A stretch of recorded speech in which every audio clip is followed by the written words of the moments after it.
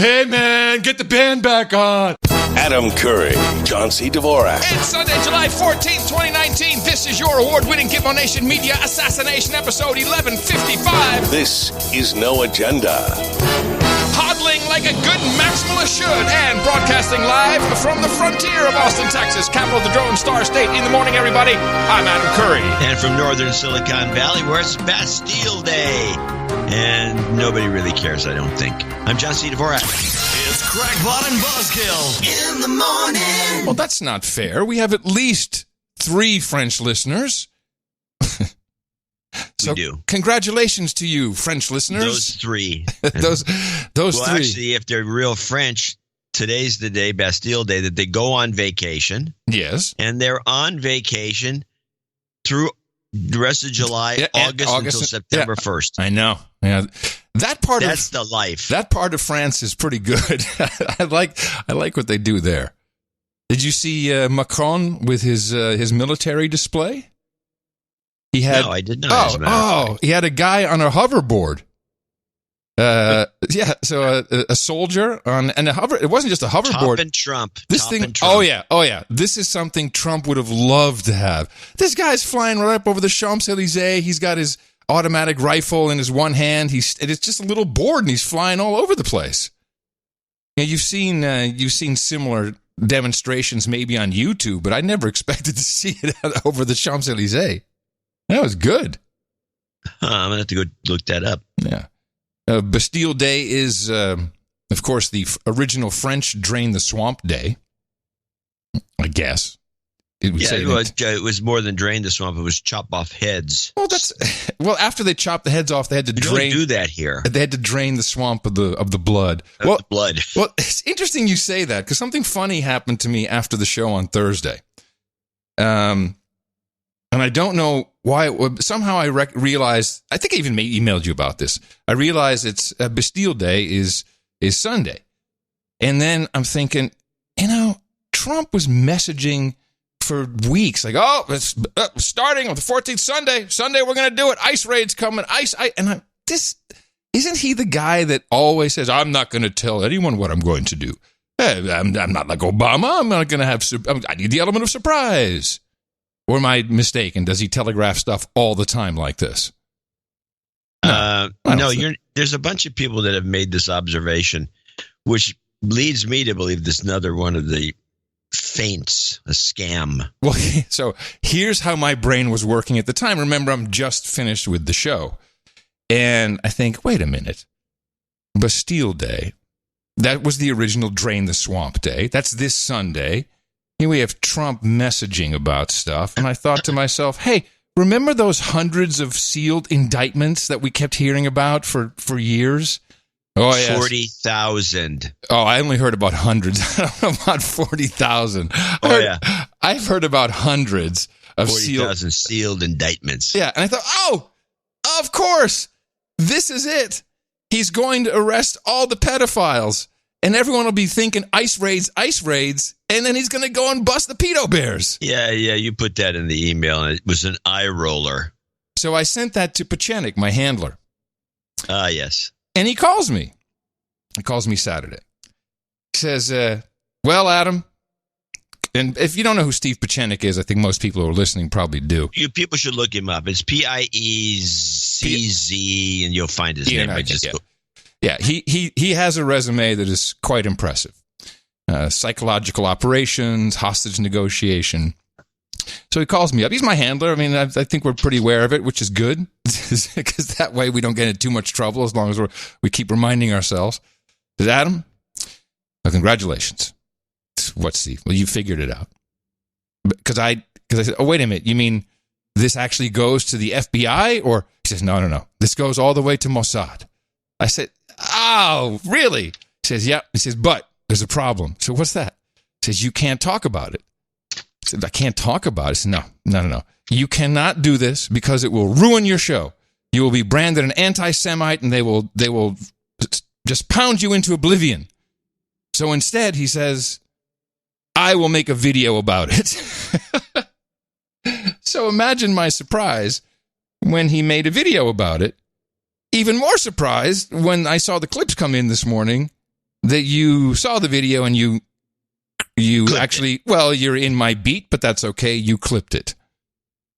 So I'm going to edited it down a little bit because there's some spurious information that's unnecessary. So I'm thinking, I'm very curious to see what your take is on, and we don't have to explain the video. I don't know what you were planning on doing, so I'm going to leave it open to you. Well, why don't you play, instead of getting the hearsay what Pachenik's thinking, let's listen to Pachenik. You want to listen to the two clips, the first one you got? Yeah. Okay. I want to talk about the Epstein pedophilia ring. What it really is a Mossad Israeli operative ring. Israel has not been our greatest ally. It's been our greatest enemy. They were also involved in 9/11 and the Standout Wolfowitz's deputy. It confirmed that to me. Israeli Mossad operatives who I interrogated and threatened confirmed that to me, and I put away 2 Mossad operatives. The key to this Epstein problem of pedophilia is the fact that it goes back decades.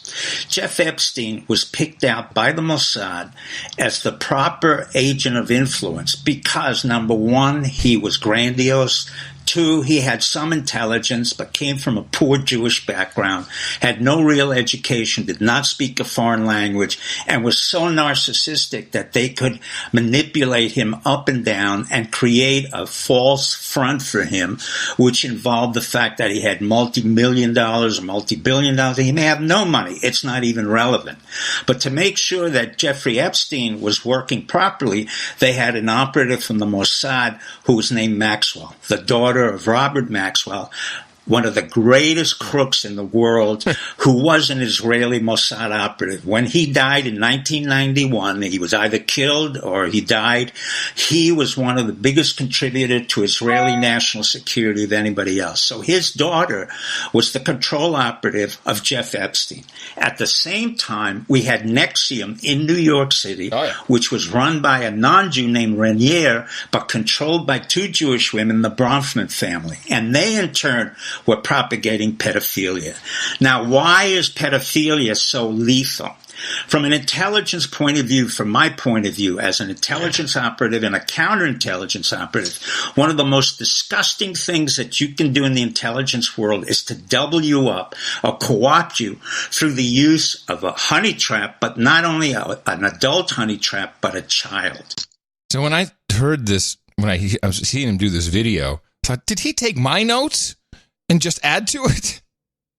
This is a lot of what I was talking about on Thursday. Yeah, but he's got names that he names. Oh, no, specific Mossad heads and honchos. Yeah. And he takes it a little further with the Bronfman sisters. And, well, I told you that the Nexium thing was connected. I knew that there was a connection there. How does anybody pronounce that Nexium?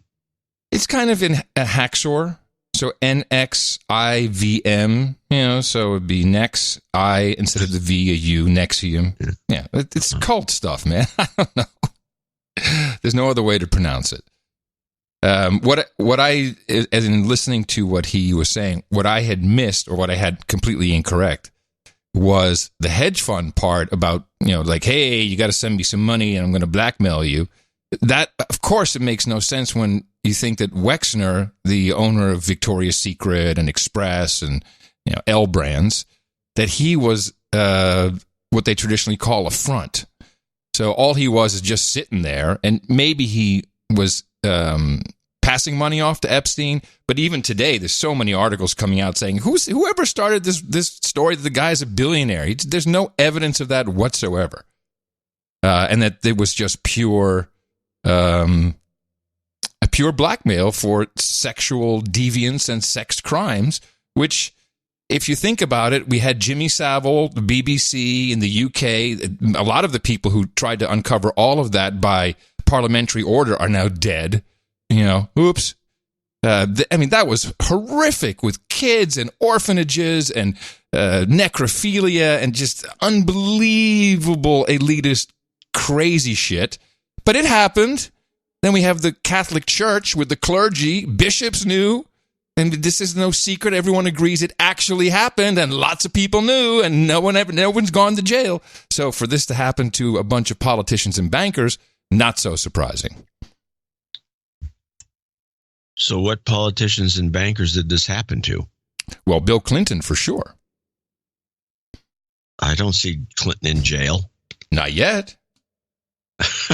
Well, I think that's back to the 40,000 sealed indictments. I think this is part 2 of your clippage. The Mossad incurred so many operatives that were involved with pedophilia under the Epstein ring and under the Nexium ring with the 2 Bronfman daughters that you're talking about thousands of people. Now, it also goes all the way up into the presidency. It goes into the Bush family, Bush Jr., Jeb. It goes into Clinton's, as we know, Hillary, Bill Clinton, who's a pathological liar to the nth degree, to Obama, who had a history of homosexuality and pedophilia, all the way down to the Bushes and beyond that. So what the Israelis did under the tutelage of 2 brilliant Mossad chiefs, Halevi and Yatom, both of whom used pedophilia as a honey trap to encapsulate any one of our operatives in America. Jeff Epstein was a willing operative. He willingly was involved in pedophilia. The Israelis knew that. They created his storyline. They made believe he was a billionaire. Wexner was the theoretical backup man to him. And ironically, he was in Bear Stearns, which was another corrupt Jewish firm that went under, along with Drexel Burnham, another corrupt Jewish firm.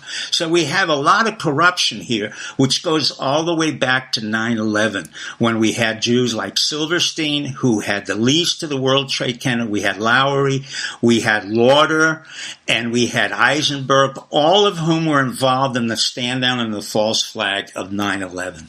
So from 9/11 on, Trump understood that the Israelis had been involved in our intelligence service and in compromising America. He never forgot that. And what he did blatantly was to turn around, and on a certain day, he decided he was going to indict every one of the Mossad operatives, as well as the Israelis, on charges of pedophilia.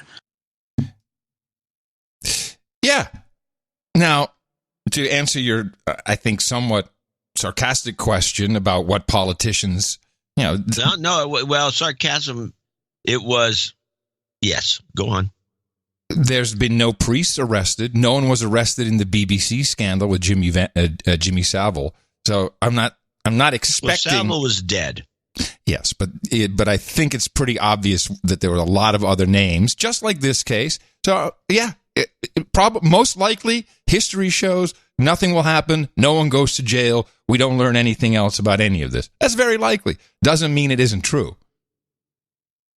I mean, do you accept that? It doesn't mean it is true. But we have victims, just like the Catholic Church. I mean, do you believe that there was a pedophilia going on in the Catholic Church? Absolutely. Okay. So it's not that far of a stretch to believe that this was going on.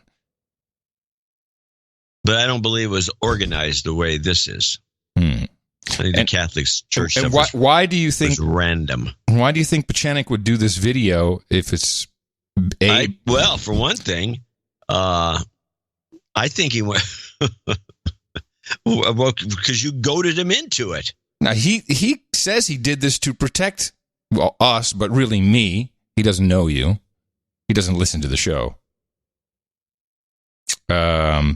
But what you left out of the video is his conclusion, which I liked, which a lot of people are scratching their head over, is that Trump apparently, and I'll just paraphrase since you cut it out. I don't know why you cut it out. But the thing was 7 minutes long. I cut it out because I got to get it down. I just wanted the core elements in there. Well, I thought the conclusions and the rest, you can bring that in. It's fine. Bring it in. I thought what was interesting is he said Trump will use this, to stop the Israeli influence, or specific, let's just say Mossad influence, because Israelis and Jews and Mossad is not all the same thing. To stop the Mossad influence particularly in our Congress, but in other areas of government, and who knows where else. And at the same time, to put Israel on notice to make the deal with Palestine, which is something that Trump said before he even was president. He said that would be the biggest deal he wanted to do. It could be tough, but he think he could get it done. And so the thinking is that He says, okay, now that I've got your control mechanisms in our country, again, this is just the conspiracy. He did say his conclusion was that Trump is going to do this, or it was to force Israel's hand to make the Palestine deal. Yep. And the reason I probably left it out is because I have been hearing this in one form or another, how there's this president or that president. In fact, many of them were convinced that they actually made the deal. Sure. And it never happens. And when I was in Israel, one of my the editor of PC Magazine Israel was giving me a lecture about this, and he said that this is never going to happen because there's so much money that is being kind of a black market money that is going into distributorships for Coca-Cola and all these other operations that are. And there was one article in Time Magazine that was written about this. He says the only one ever done. I read it, and it's like there's such a corrupt thing going on that no one's going to bust up a good thing. It's a good thing. I mean, people are just cleaning up on this split, and I kind of like bought into that. I think there's just nothing's going to come of this Israel and Palestine. Okay. I do have some additional information. I don't think that it was that. By the way, I don't think that I think Pechenik was. I don't know where he gets the idea that we're anti-Semitic or something to discuss any of this. No. That's not what he's saying. He's saying the minute you do this, you will be branded anti-Semitic. Okay. And already, just from one tweet pointing to Steve's video, already I have several hate tweets, Jew hater, it happens really quick. Yeah, Jew hater, because I retweeted a video. Jew hater, anti-Semite, always the same with Mossad. Pechenik is a Jew. That's why he said, I can do the video. He said, Adam, you cannot do this because this hate will happen. He says, I don't care. So that's why. Now, I don't know if he did it, if he really, maybe he was planning this. It sounded to me in the back and forth we had that he had all this in his mind, but this came earlier than he thought. And I think the way he operates, now he's in 70s, and he doesn't monitor everything. I think the way he operates is he puts a couple things together, says, okay, Curry has it pretty much figured out. For whatever reasons, he likes what we're doing, or I don't know. I have no evidence he listens at all. He doesn't listen to the show. No, he still thinks, how's your radio show doing? He'll say to me. So that's great. Yeah, the radio show. Although it could be just disinformation. Who knows? But he was very specific in email, in text, on the phone. He says, you cannot do this. They will ruin your life. And I know that this happens. You can't do that shit. I know how this works. And lo and behold, just a retweet gets me already on Twitter. I don't care. But anyway, this has all been going on for a while, surrounding the Clintons at least. And I just wanted to play a cup and Dershowitz. These are kind of the only two things you can focus on at this point. Let's just go back to 2015. I pulled this clip from the archives. It may be I think I saw the video of it circulating the web, but this was the Obama-Clinton State Department in 2015. NBC News has obtained documents related to ongoing investigations into some disturbing allegations involving State Department personnel and at least one ambassador. A State Department memo says the ambassador, quote, routinely ditched his protective security detail in order to solicit sexual favors from both prostitutes and minor children. The memo also says a top State Department official directed department investigators to, quote, cease the investigation into the ambassador's conduct. It's just one of what another document describes as, quote, several examples of undue influence from top state officials. On Monday, a State Department spokesperson not confirm specific investigations. I'm not going to talk about specific cases, but I can say broadly that the notion that we would not vigorously pursue criminal misconduct in any case is preposterous.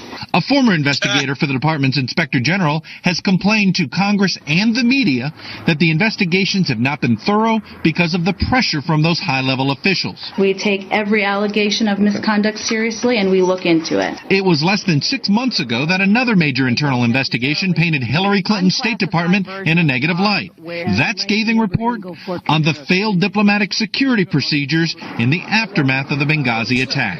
What difference at this point does it make? Oh, back when NBC was making great pieces. Nice little sound drop at the end there. Perfect. So that was Hillary's State Department. There were lots of scandals, lots of weird things going on.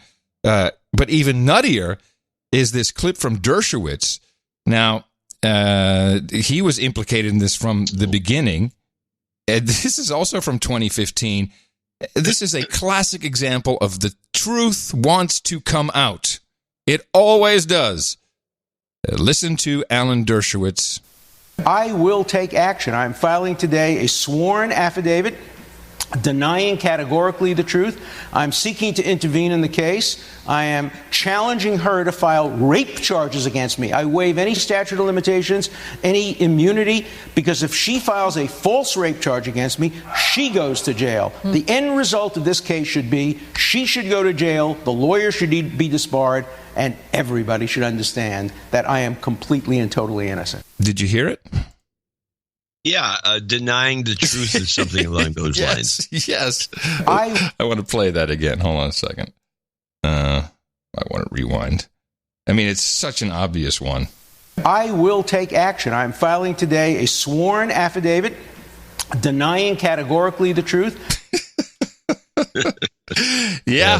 Yeah. Well, he was on Ingraham. I don't know if this is from Thursday or Friday.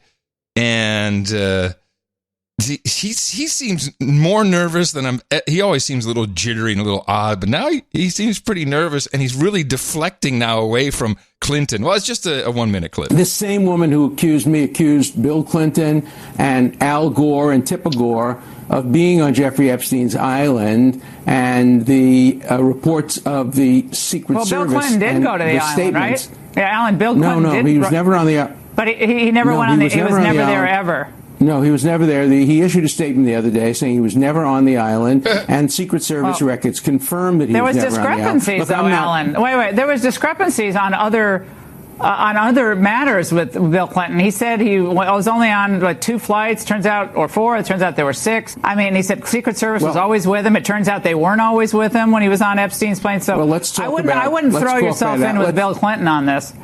Necessarily. Let's talk about Al Gore. Let's talk about Al Gore. Let's talk about Al Gore. He claimed that Al and Tipper Gore were on the island. Not only did Al and Tipper Gore not know Jeffrey Epstein, but guess who Al Gore's lawyer was? Anyway, clear. Who was Al Gore's lawyer? Oh, David Boies, the same lawyer who claims that this woman made these improper sexual allegations. He could easily have just called his client, Al Gore, and said, Al, were you ever on Jeffrey Epstein's island? And he would have told her what he's told everybody else. No. Yeah, I love that Kenneth Starr was also on Epstein's side, brought in to do the deal with the with Acosta I have those clips, and it's actually kind of interesting. Oh, excellent. This is on Laura Ingram's show. It's Ingraham. I'm not using Ingraham. It's Kenneth Starr and he's talking about Acosta, and he's got a lot of. This is a long clip, but he's giving a lot of background, and it's very reasonable. He doesn't seem like a douchebag. And now, just for the background, Kenneth Starr was the special prosecutor who investigated and prosecuted and I guess successfully got impeachment proceedings started for Bill Clinton. He was investigating Whitewater. Yeah, something completely different. Yeah, and it went off the rails, which is the reason that everyone was concerned about the Mueller investigation, and which was more focused. And the Kenneth Starr's investigation of Clinton was a witch hunt. Also, Ken Starr wound up going to Baylor. I think he was provost or something. I don't know what they call it. I think it was the chancellor. And he had to resign amidst all the kinds. President, one of the two. Yeah, it was all kinds he resigned over Baylor he resigned over anomalies within the athletic department. Yeah. And Baylor's one of those schools that plays fast and loose, and with their football team in particular. And he got caught up in not taking action on some accusation it's kind of like a job for somebody else. So he got ousted. But let's listen to him. Labor Secretary Alex Acosta bowed to the liberal mob today. He'll be stepping down from his post next week.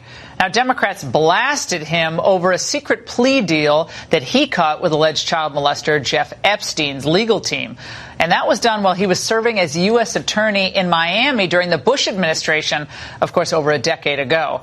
Now, Acosta said it was the best deal he could strike, given the circumstances, the evidence, and the state prosecuting attorney's desire to kind of let this ride. So should have he resigned at all? Why did he resign? Joining us now is someone who represented Epstein years ago, former Whitewater Independent Counsel and Fox News contributor Ken Starr. Ken, was a plea deal really Acosta's best play in this circumstance? I mean, he said that Barry Kersher, the state prosecuting attorney, was not inclined to pursue the case against Epstein because, well, for a variety of reasons, some of which we just aren't privy to. What are your thoughts tonight? Well, there is a real irony here. And by the way, Alex Acosta, I believe, is a person of complete integrity. He's an honorable guy. He took one for the team, obviously, today. But yes, I was involved in those negotiations. And it was Alex Acosta. What the hell does he mean he took one for the team today? What does that mean? He quit instead of letting it fester. Oh, okay. Complete integrity. He's an honorable guy. He took one for the team, obviously, today. But yes, I was involved in those negotiations. And it was Alex Acosta and the U.S. Attorney's Office who were playing tough. They were insisting on some conditions with respect to the plea agreement with Jeffrey Epstein. And we were arguing, and I personally argued before U.S. Attorney Alex Acosta and then higher ups in the Justice Department, that what was alleged in Palm Beach County, and which was under investigation by the county, were quintessentially state offenses, not federal offenses. So, Laura, you understand this. I was making a federalism argument. Don't federally criminalize this area of the law that really does belong to the states. It's a quintessential state offense with respect to sexual wrongdoing. But Alex ended up disagreeing with that. And so here's the irony. He was pushing for a harder kind of disposition, a tougher disposition, and we ultimately came to an agreement that everyone was satisfied with, but obviously what has since happened has happened. Well, I didn't really hear anything super interesting. What did you like about that? What was interesting, it was ironic. This was really should have been a state case, and Acosta sticks his nose in there, and he makes a big fuss trying to get this guy on federal charges, even though there's no federal jurisdiction. And ironically, if he hadn't done that and just gave it to the state to let them do their own thing, which is the way it was headed, according to Starr, Acosta would have never gotten himself into this current jam that he's in, looking like a douchebag. He looked like a douchebag for trying to do the right thing. Wow, you're really seeing a different picture than I am. That's okay, because I don't have any evidence that the state walked away from it. It was, in fact, it was the police chief who couldn't get the state to prosecute the guy. That's what I understand.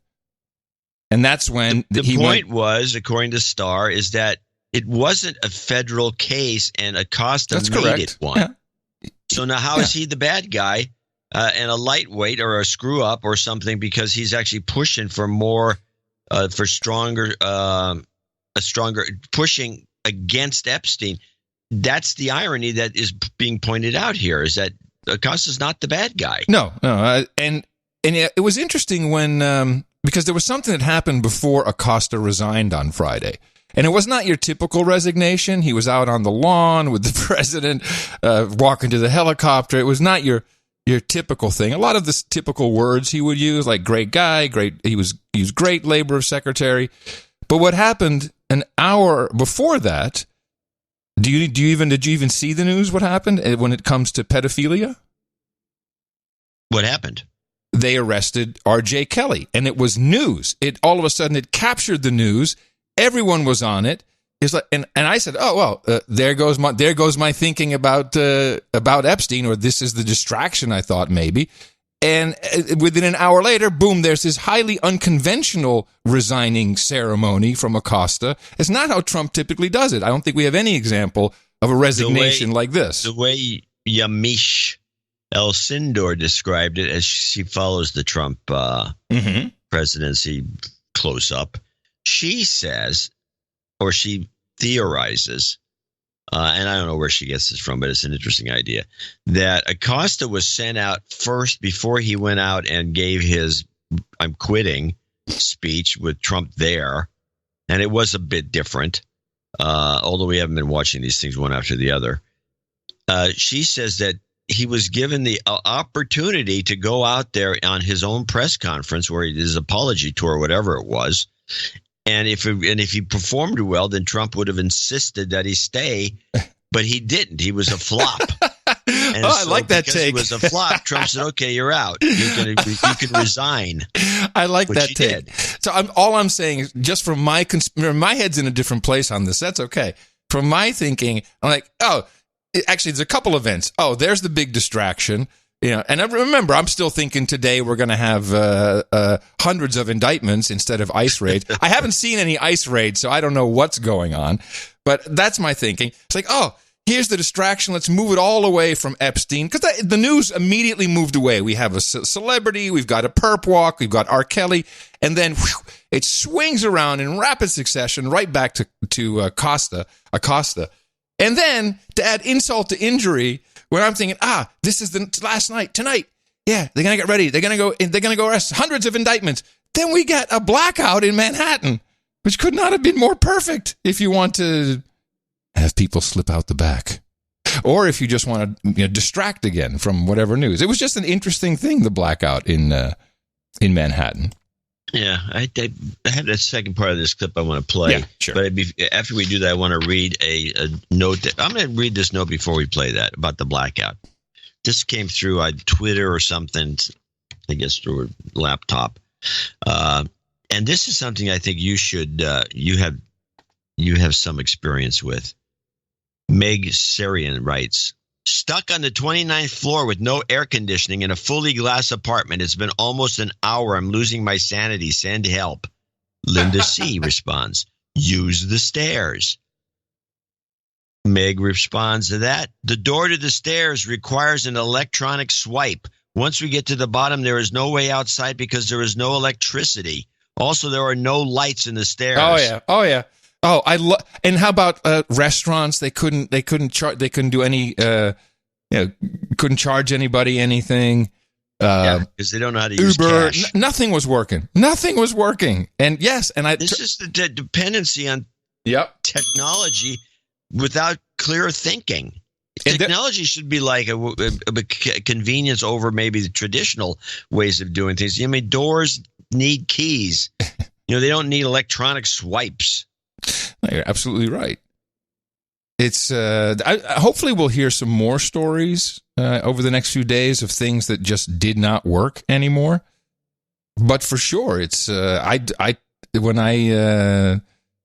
Tina was out and she where was she? Anyway, I said she's a blackout in Manhattan, and I said, and this is why I always tell you to carry cash. I give her cash, give it $100, hold it in cash, just put that in your pocket. And then, she never holds on to it. It's like, well, it was easy to pay with it. It's great to pay with it. But the point is to have it in your hollow tooth. Just hold on to it. She was thinking about it a little more after the blackout last night. There's one thing about using cash for your primary payments, which is, and people point this out. If you have a pocket full of cash and you're buying stuff, you actually know what you have a sense of what you're spending, as opposed to sticking a card in something. Yes. She likes that, by the way. She likes that aspect. Yeah, because it'll keep you from overspending it, because you put what is it 100 and what? And you bring out the $100 bill and you got a 20 maybe or whatever you're paying in cash. You really feel it. Mm-hmm. But if you just stick a card in, 140, who cares? And just to reiterate, I married Tina for her money. I'm just the guy that will go to the ATM and get the cash. It's not like I've got her on some leash and I'm giving her money. This is my small contribution. Like, please hold on to that. So anyway, let's play the second part of this, and then we'll talk about it a little bit. Well, Ken, but now we learn, of course, that there's allegations of trafficking people across state lines. That would indicate, at this point, with apparently what the allegations are, that this is now, of course, a federally triggered case because of the crossing state lines, correct? That would be correct, Laura. But there were no allegations of crossing state lines in the Florida situation. So you're right. These are accusations. I mean, these are serious accusations. Obviously, every human being is entitled to basic human dignity, and so we will see what happens. But you're absolutely right, Laura. There was no suggestion of human trafficking, non-consensual use of drugs and the like in the Florida case, or the state attorney in Palm Beach County would have taken a very different look at the entire situation. Okay. And that's that. All right. Well, there's some other elements that Pechenik did not discuss that are important, and they came to mind with the blackout in Manhattan, because we do have a confirmed pedophile in the Clinton camp, and that's Anthony Weiner. Anthony Weiner, who is also the husband. Did they divorce ever? Or I don't know if they finally got divorced. I think so, yes. The husband of Uma Abedin, the personal, as they call, body man for Hillary Clinton. And they're still together. They were just at the Earth, Wind, and Fire concert the other day, dancing awkwardly together in the audience. There was a lot going on around the Hillary emails, and then we had, and man, just remembering the show back in the day, every minute there was something funny or crazy about Anthony Weiner, who I've met and worked with personally, and we've discussed that at some length about what an asshole I always thought it was. But he's Carlos Danger, he's a pedophile, and he went to jail for it. So there's no argument. And he had a laptop, and the laptop was a big problem when it came to the, quote, Hillary emails. And it's the New York Police Department who confiscated the laptop initially. The feds swooped in, and there's a lot of stuff, a lot of reporting, what was on the laptop, a folder named life insurance, what was in the life insurance folder. Some say pedophilia videos. There's no proof of what was in there, but the New York Police Department, several of the officers definitely know what was there. There's plenty of reporting in mainstream that they got physically ill just from looking at some of the stuff that was on his laptop. And around that time, Comey comes out and doing something very odd. He talks about Hillary Clinton's poor choices in her email management, but just says, no, this is not something we're going to prosecute. And we kind of don't hear too much about the laptop anymore. And this year, 4 New York Police Department cops have committed suicide, 3 in the past 9 days. The NYPD mourning the loss of another officer tonight. The officer dying by suicide today outside of a precinct on Staten Island. This is the 3rd officer in a little more than a week to take his or her life. I have no idea why they say his or her life, because all 4 were male, and this last one was a deputy chief. Apparently, at least he, for sure, but maybe the others had seen what was on this laptop, and, again, just coming from a conspiratorial slant, who knows what's being covered up or who's being killed for whatever may be coming out. Or not, because as you will say, as my wife will say, Adam, I really love your stories, but it never happens, does it? So that's true. So far, it's never happened.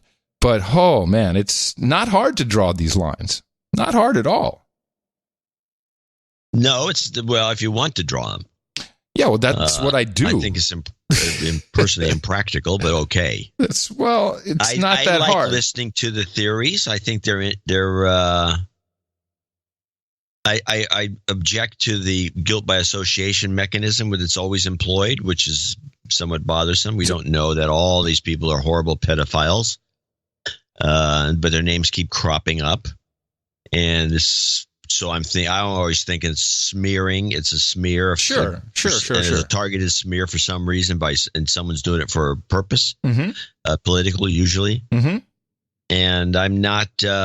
And I'm waiting. I'm still waiting for the 40,000. Well, I never said 40,000. No, you didn't. I've read 40,000 more than one or two times. Yeah.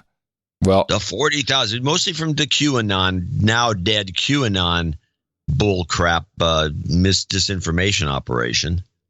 But it's been around, these huge numbers of, Well, what's also pointed to in connection with the, again, I only have hundreds of indictments. And what is a sealed indictment anyway? It's an indictment that's ready to go that no one knows about, and they're going to pop it the minute. I mean, it's just like nobody knows about it. How would you know that there's hundreds or 40,000 for that? How would I know there's moon bases? It's like, come on, don't ask me this stupid shit to ask me that. Let's look at more New York police. Let's look at more New York.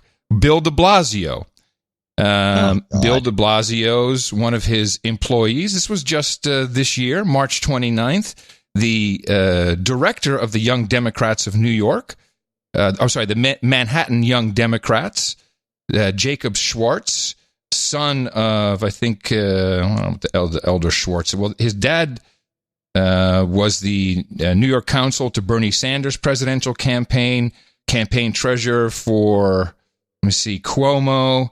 Anyway, his name is Arthur, and the kid was arrested for pedophilia on his laptop, young nude females between the approximate ages of 6 months and 16 engaged in sexual conduct on an adult male.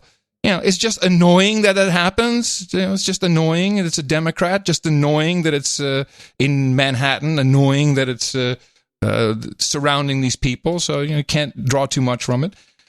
But when it comes to the sealed indictments, a lot of the websites that I look at point towards a 2017 executive order on December 21st, the executive order blocking the property of persons involved in serious human rights abuse or corruption.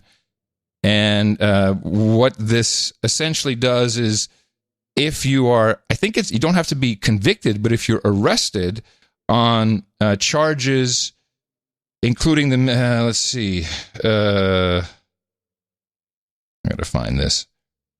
If you're arrested on charges and you've been engaged in the activities described, I'm just going to scroll down for a second. Well, it's human trafficking. I can tell you that's it, paraphrasing. That's what it is.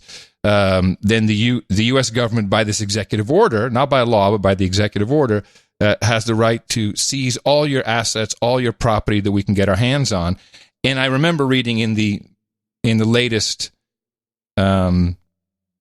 Epstein indictment that they have said, okay, according to this executive order, we now seize all your property. I don't think they can seize the island. I don't know if they have any jurisdiction over that.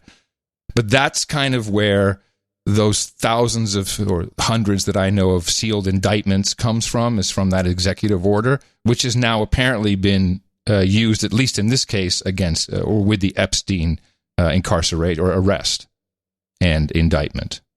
So, there's just a lot of stuff, and you're right.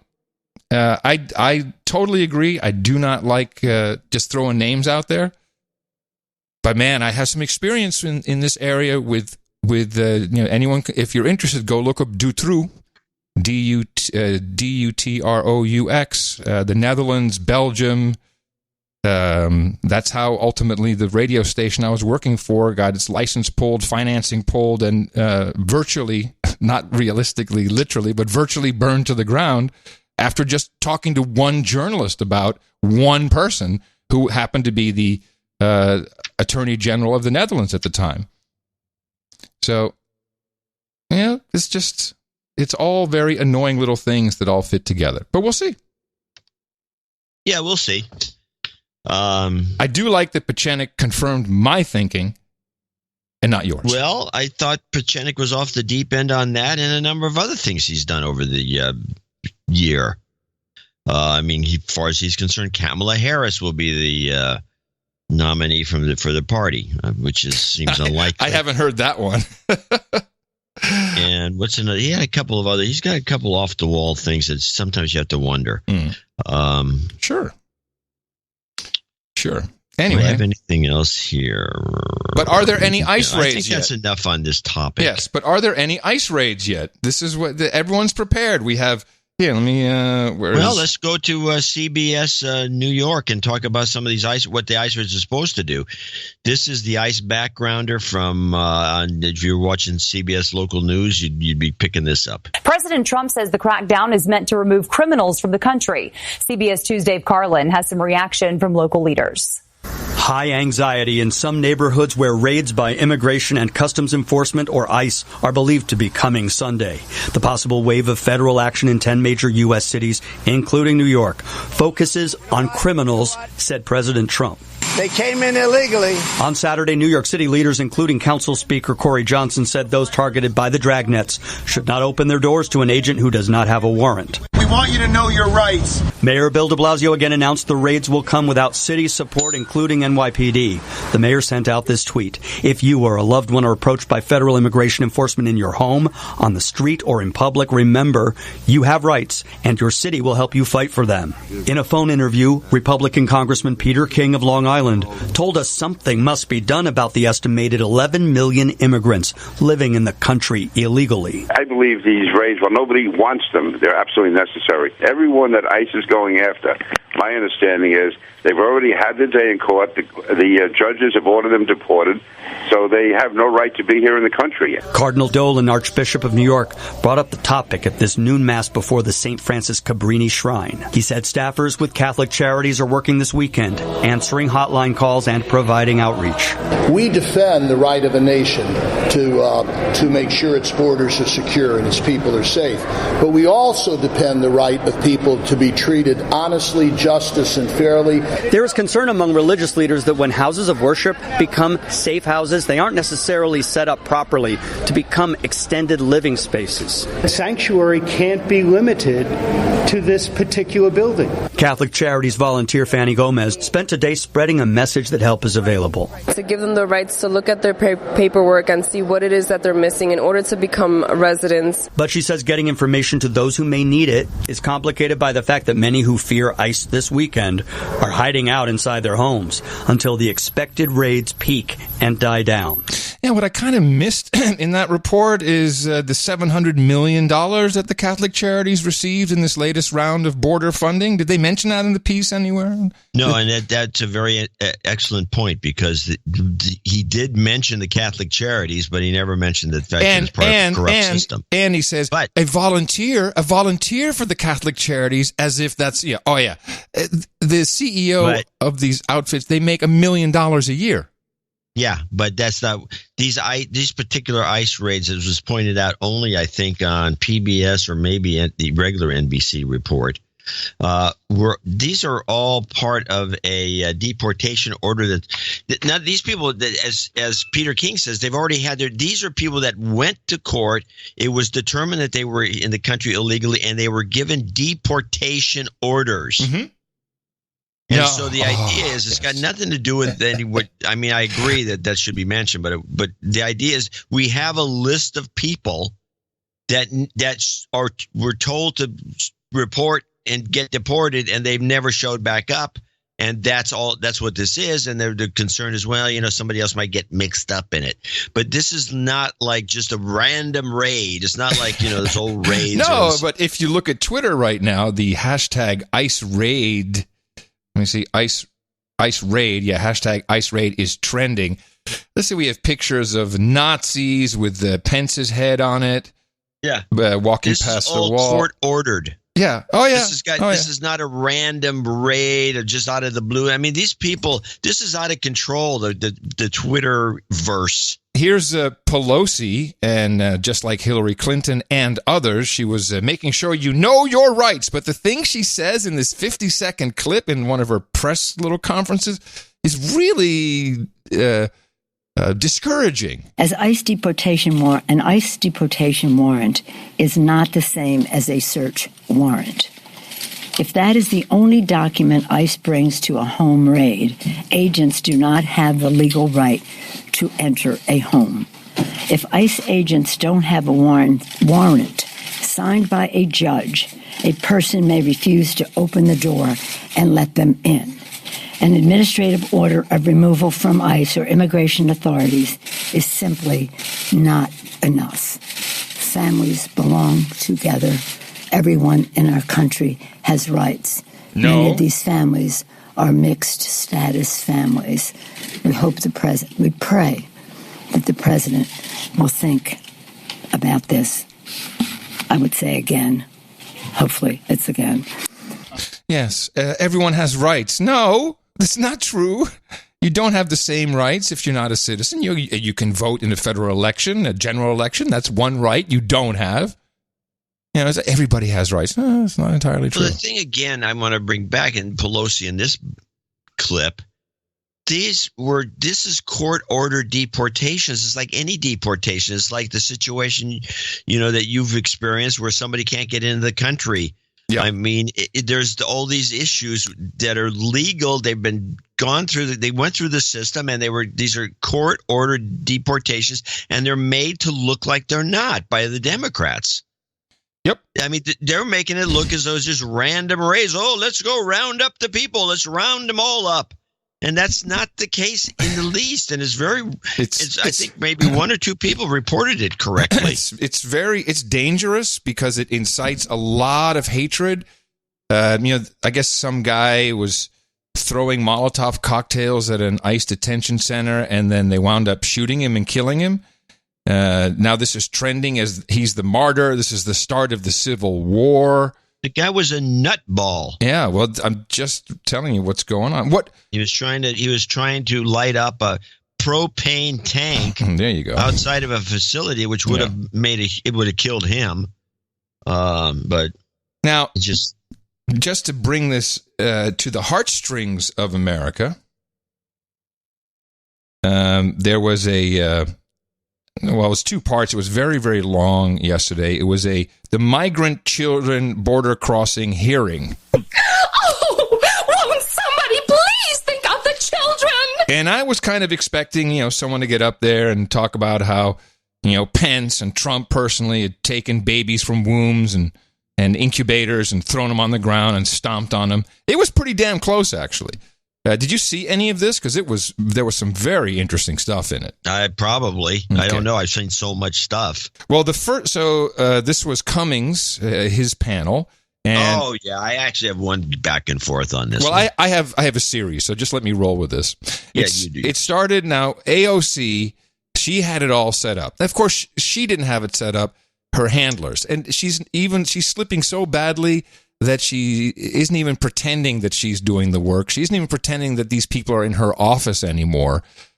She's reading everything from a script, including this little ditty. Did they give her a what is it called, a script where you can skip logic script? Yeah, they didn't have enough of the skip logic answers for when she got to the former director of ICE, who was the ICE director. Holman. Yes, Holman. But before any of that happened, this happened. Thank you very much, Mr. Ocasio-Cortez. Mr. Chair, I would like to be sworn in. I'm sorry? I would like to be sworn in. Oh, all right. We usually don't require a swearing in but you want to be sworn in? Fine. Yes. All right. Okay. Do you stand up, please? Do you swear or affirm that the testimony you are about to give is the truth, the whole truth, and nothing but the truth? So help you God. Is it the truth? I do. You may be seated.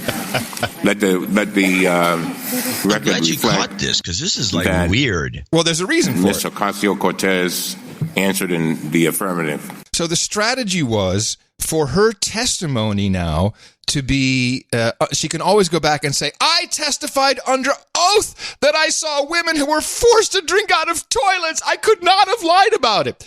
And so she goes into her testimony, and I only have the last. Is this the toilet woman the drinking out of toilets? These aren't toilets that they're drinking out of. It's just a system. Yeah, it's got a toilet attached. It's irrelevant to the story. The reason she wanted to be placed under oath is for her to say, I was under oath. And I have to say, if you see the video, she's reading this. She's glancing over out of the corner of her eye. She's picking it up. She's doing a great job. She's getting to the climax where the tears are welling up. And then you can actually hear it right at the end of this clip. Someone faints. They keel over right near the door. You can actually hear audibly someone faints just by the door off to the side. So she's interrupted. Her entire demeanor is, and there's no tears. She leans over to who's irked by somebody stepping on her act, and she doesn't get to finish it because her time was up. But here's how she was going with the act, and that their sink was not working, and we tested the sink ourselves, and the sink was not working, and they were told to drink out of a toilet bowl. I believed them. I believed these women.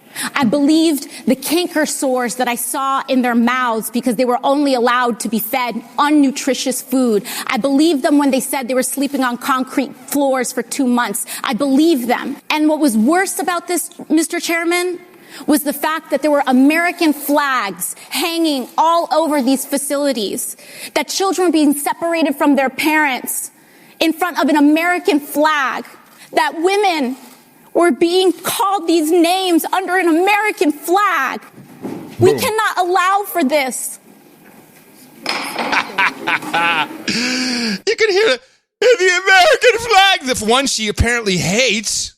She doesn't love America. All of a sudden, no, American flag. And did you hear the little boom in the background there? So someone faints and is gone. She was working herself up. She was ready for it. She was already over time. Cummings lets her do whatever the hell she wants. But then I didn't clip that. But then it's like, your time's up. You went over your time anyway. So I have a couple more clips, 3 only. So then it's what are you howling about? The woman is the worst. And you know who was sitting behind her when she was testifying? The woman from Code Pink. And all these people are in the background. Brother, what's her name? The little lady? The Code Pink woman. She looks like a psychopath. Yeah, she was there. And then all of AOC's curmudgeons are around. They're whispering in her ear. And so finally, it's her turn to ask a question of Thomas Holman, the former ICE director. And this guy, you've probably seen a clip or two, was just not taking shit from anybody, and certainly not from AOC, who fumbles the script. There's no skip logic answer for her to go to. She's humming, doesn't want to, and I think she just really lost it on this one. Family separation, the way that we have seen. And I should preface this by saying the idea here, and you'll even hear her say, the staff of what? The Justice Democrats. No one in your office is doing this. This is all other people. These former Bernie bros who've put these actresses in, the squad actresses. And the idea is she's Nancy Drew. Nancy Drew has uncovered who is really responsible for writing this child separation law.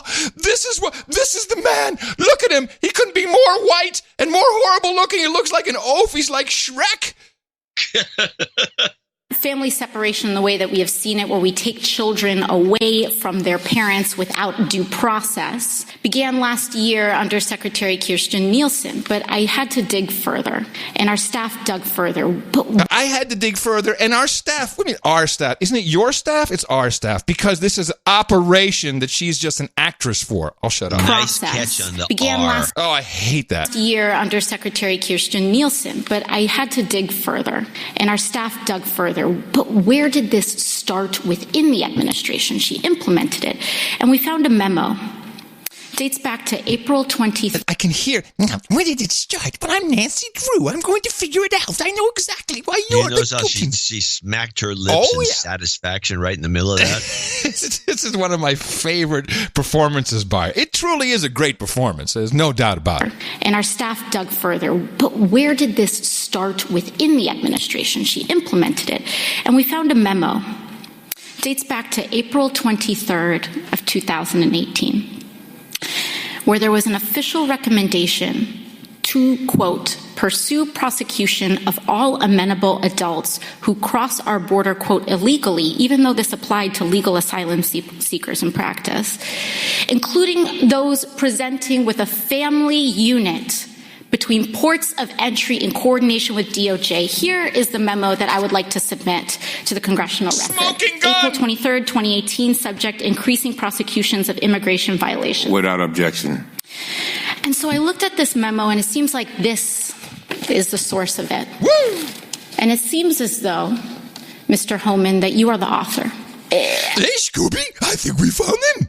And we'll provide it over. But I would like to note that here it says the official recommendation. There were 3 different options presented. The third included the option for family separation. This initiative would pursue prosecution of all amenable adults, including those presenting with a family unit. Mr. Holman, your name is on this. Is this correct? Yes, I signed that memo. So you are the author of the family separation policy? I am not the author of this memo. You're not the author, but you signed the memo. Yes. Well, you already hear. Did you hear her voice go?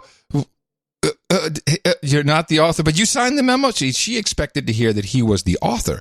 They told her, this guy did it. He's the guy, AOC. Go out and this is nail a screw up. Nail him. The family separation policy. I am not the author of this memo.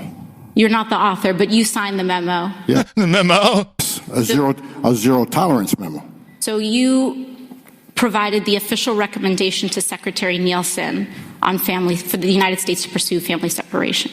I gave Secretary Nielsen numerous recommendations on how to secure the border and save lives. But it says here that you gave her numerous options, but the recommendation was option 3, family separation. What I'm saying, this is not the only paper where we've given the Secretary numerous options to secure the border and save lives. And so the recommendation of the many that you recommended family separation. I recommended zero tolerance. Now wait for it, because now she's going to blow it. Which includes family separation. The same as is with every U.S. citizen parent gets arrested when they're with a child. Zero tolerance was interpreted as the policy that separated children from their... If I get arrested for DUI and I have a young child in the car, I'm going to be separated. When I was a police officer in New York and I arrested a father for domestic violence, I separated that father Mr. from Holman, his with family. all due respect, legal asylees are not charged with any crime. When you're into the country illegally, it's violation 8 United States Code 1325. Seeking asylum is legal. If you want to seek asylum and go through the port of entry, do it the legal way. What? The Attorney General of the United States has made that clear. Okay. Mr. Chair, the memo is submitted to the record for review. Someone didn't inform her that this asylum seeking has to be done at a port of entry, and so the whole thing fell apart. She's a fizzle. Total fizzle, total fail. Next, we have Chuy Gonzalez. He's from Chicago, Illinois, Democrat, and his real name is Jesus. And he did a really despicable thing, and God bless Thomas Holman for just not taking it. Mr. Holman, you have said that most immigrants are, quote, not criminals other than the criminal act that they do when they enter the country illegally. That is why I think we ought to revisit decriminalizing desperation. Striking sections 1325 and 1326 of Title 8 of the U.S. Code, the statutes that the administration has leveraged to separate thousands of children from their families. Mr. Holman, do you understand that the consequences of separation of many children will be lifelong trauma and carried across generations? Have we not learned from the internment of Japanese Americans? Mr. Holman, I'm a father. Do you have children? How can you possibly allow this to happen under your watch? Do you not care? Is it because these children don't look like children that are around you? I don't get it. Have you ever held a deceased child in your arms? First of all, your comments are disgusting. I've served my country. I've served my country for 34 years. I find your comments this is out of disgusting control. as well. I've served my country for 34 years. And yes, I held a 5-year-old boy in my arms in back of that tractor trailer. I knelt down beside him and said a prayer for him because I knew what his last 30 minutes of his life were like. And I had a 5-year-old son at the time. What I've been trying to do my 34 years serving my nation is to save lives. So for you to sit there and insult my integrity and my love for my country and for children, that's why this whole thing needs to be fixed. So that was really nice of Chewy there to say, hey, you racist. I guess because the kid wasn't white like you that you don't care. I mean, that is it's unbelievable to say these things. I was flabbergasted. This was showboating. Yeah, but he's just purchasing. He thinks he's a hotshot by doing this. Well, it was. I've never seen this guy perform before. He's an idiot. This Garcia guy. So what did come out of the hearing was the three things that need to change. And, you've heard a lot of, this could be changed in 15 minutes. It turns out it could be fixed pretty simply. And the one thing that there was, didn't clip it, there was agreement that if families are detained in a family detention center for 40 days, which is the amount of time it currently takes for a family immigration lawyer to be assigned to their case, that there is a 99% success rate of the families returning with their attorney to a hearing for asylum. Now, of course, this is a very small group that is actually admitted, but instead of the almost 0% people who were let loose and come back for their hearing, 99% when they are held in detention for at least 40 days. Now, for a number of reasons and rules and regulations, the Flores Agreement stuff that is, I don't think we need to go into here, families really only are able to stay in these detention centers for 20 days, and so the whole thing is just a big cluster. But Jim Jordan asked Thomas Homan to give the three things that need to change in order for this crisis at the border to, not to be over, of course, but to subside.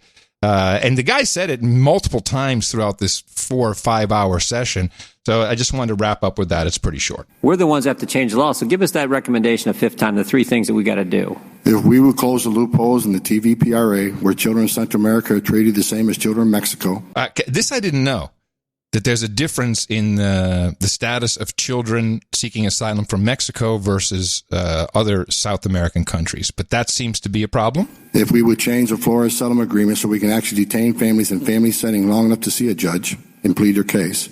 And if we can change the rules of asylum so it makes more sense so 90% of the people don't pass the first interview and a lot fewer pass in front of a judge, those three things would make a big difference on the border and decrease the illegal entry. Because those three things go to the heart of the matter. They go to the incentive. Is that right? They go to the incentive along with the other things, such as talking about abolishing ICE, having no detention, free education, free medical care, citizenship for those who are here illegally.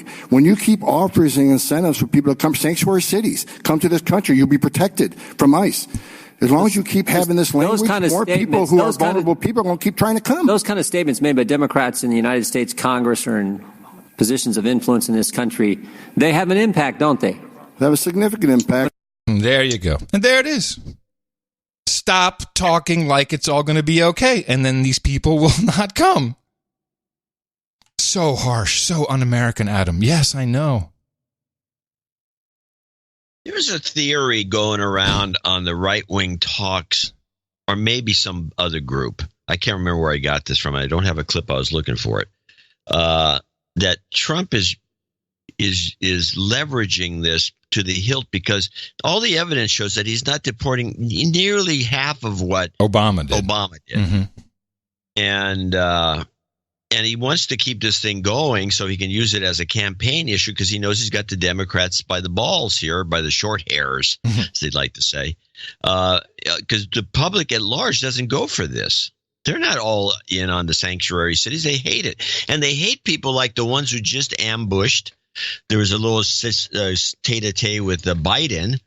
And I don't have this is the one where the people are taking this because Biden says we got to separate families, but he said it accidentally. And they think that was I have a bunch of Biden gaffes, but this is the one, this is a short clip where it's hard to hear, but you'll be able to hear the chant. And Biden's just talking to somebody about, don't you think all deportations should stop? And then Biden's not going for it. He's saying, no, people need to be deported who need to be deported. I mean, it's just what are you supposed to do? How can he still be the front runner? It makes no sense. And so then they came up with this little chant, which I just thought was a gem if we can hear it. Deportation. I would make sure that every single... Will you apologize for the 3 million deportations under the Obama administration? No. What I will... 3 million deportations under the Obama administration! Wait, 3 million deportations under Obama administration? Is that what they're singing? It goes 3 million deportations under the Obama administrations. Apologize now. Apologize now. Deportations under the... He's flat-footed. It's great. Obama administration. Apologize now. Apologize now. 3 million deportations. Deportation under the Obama administration. Apologize now. Well, we'll keep our Joe gaffes for a little bit later because I'd like to thank you for your courage and say in the morning to you, the man who put the C in children that we need to think of, John C. Dvorak. Well, in the morning to you, Adam Curry. In the morning to all ships at sea, boots on the ground, feet in the air, subs in the water, and the dames and the knights and the dames and the knights out there. And in the morning to our trolls. Hey now, trolls. Good to see you all in the troll room. And noagendastream.com is where you can find your brethren and cistern. If you're a troll, you belong there. You can listen to the show live. Belong in the cistern. Yeah, brothers and cisterns. You can troll along with everybody else in the chat room. That's why we call it the troll room. But there's also a lot more happening on noagendastream.com. Tons of great shows, fun things to participate in. Definitely check it out. And also a big in the morning to someone who I'm pretty sure is no longer listening to the show, but you never know. Alexander Norrie. Now, we were looking for artwork for episode 1154, 1,154 episodes. Goldfish Invasion was the title of it. And we really didn't find anything appealing that came in art-wise. And so we went back and, this was image number, I think it was image number 4,000. That's how old it is. Right now we're at the, let me see what we're at. We're at over 14,000. And this was somewhere in the, somewhere it was in about 5 years ago. Yeah, 4160 or something. And it was a pair of shoes. We had talked about the Nike shoe, so it was a pair of shoes with the ISIS slogan on it, which for some reason seemed appropriate. I think we were just tired. No, it was appropriate. I was tired. It was a rough show. We had a rough start. Well, yeah, we had worked an extra hour. Yeah. Well, I did. You just I just sat here and groused. I got a nice note from a guy who does audio for bands. He says, "Oh man, I know exactly how you feel. See, imagine this: when something goes wrong with the band, with their PA, and there's a lot of drunk people going, 'Hey man, get the band back on. Just plug it in. Jiggle the handle, man. Plug it in.'" Imagine. So he was like, "Oh, I know how you felt. I know." Find the on and off switch, you doofus. So it is the plight of the audio engineer when it goes wrong. Although I do appreciate having the troll room there because I think the adrenaline, once they get me pissed off enough and I start cussing, then the brain somehow it kicks in and I do find the solution eventually. So it's a match made in hell. NoAgendaArtGenerator.com is where you can find all the artwork that we use. Also, everything that's submitted, which is much more than we can ever use in the show artwork, which is fantastic because it really pops. No, not a lot of shows change their artwork. We love doing it because then it's like, oh, there's something new. Click, boom, another person's listening. Also, it's used on T-shirts and mugs at NoAgendaShop.com. And it's a great part of our value for value network. People contribute in many ways.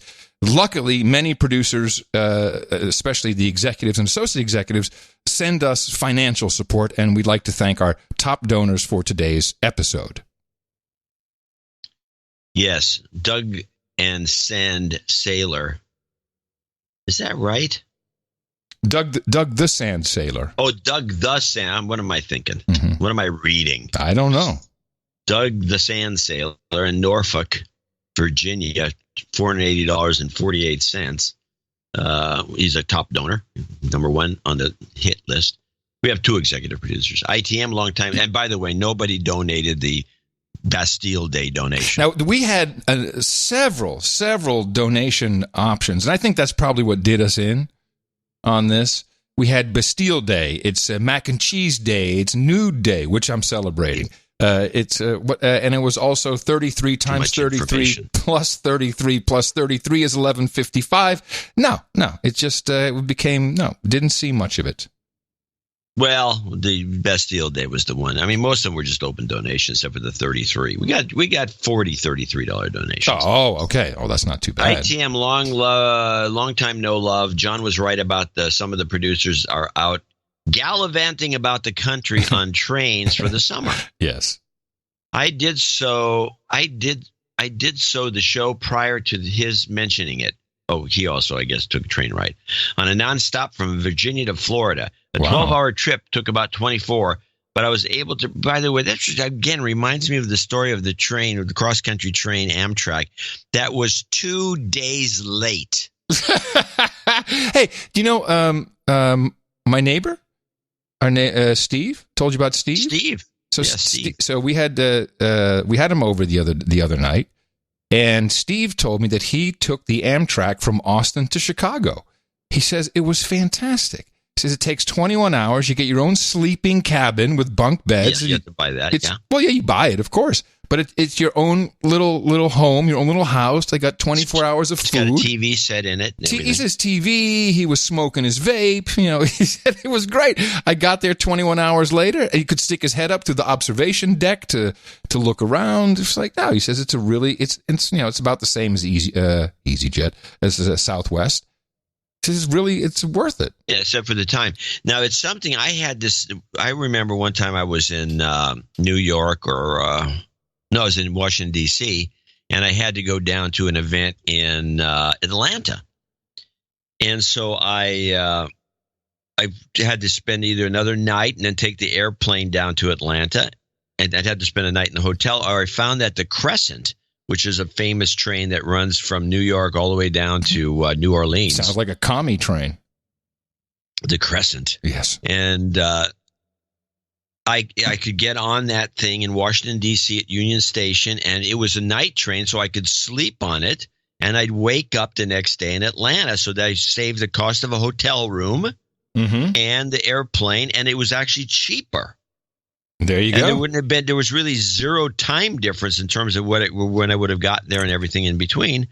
And I found that to be a very interesting idea. They should run more of those trains. Oh my God! Woo! Listen to that horn! This concludes your FOMR segment.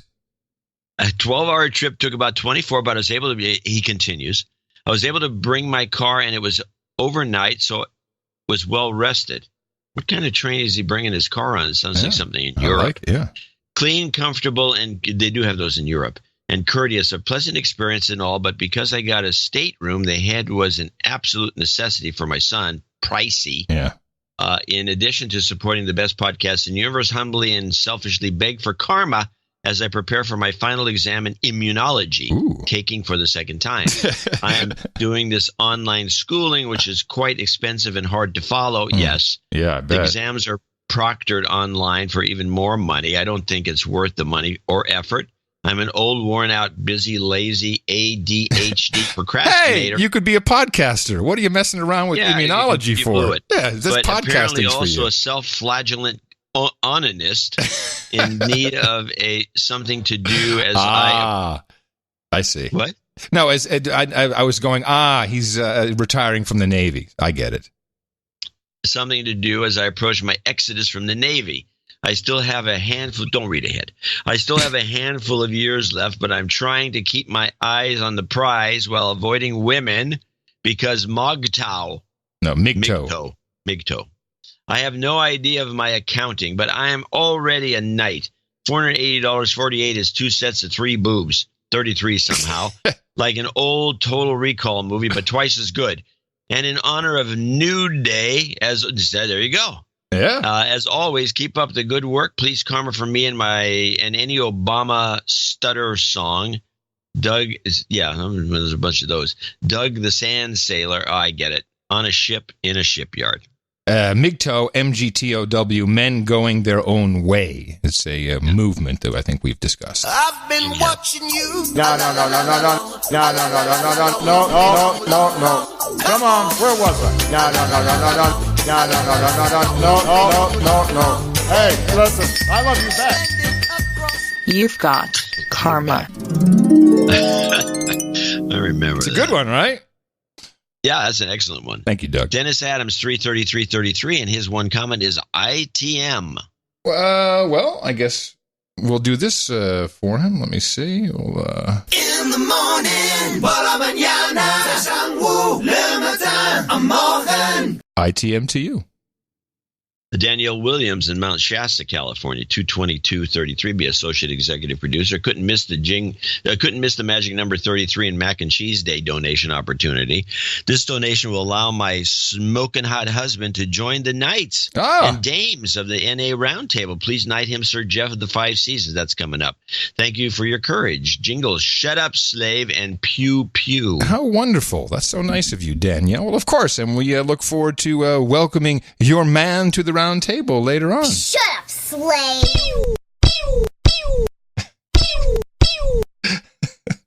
A fan favorite.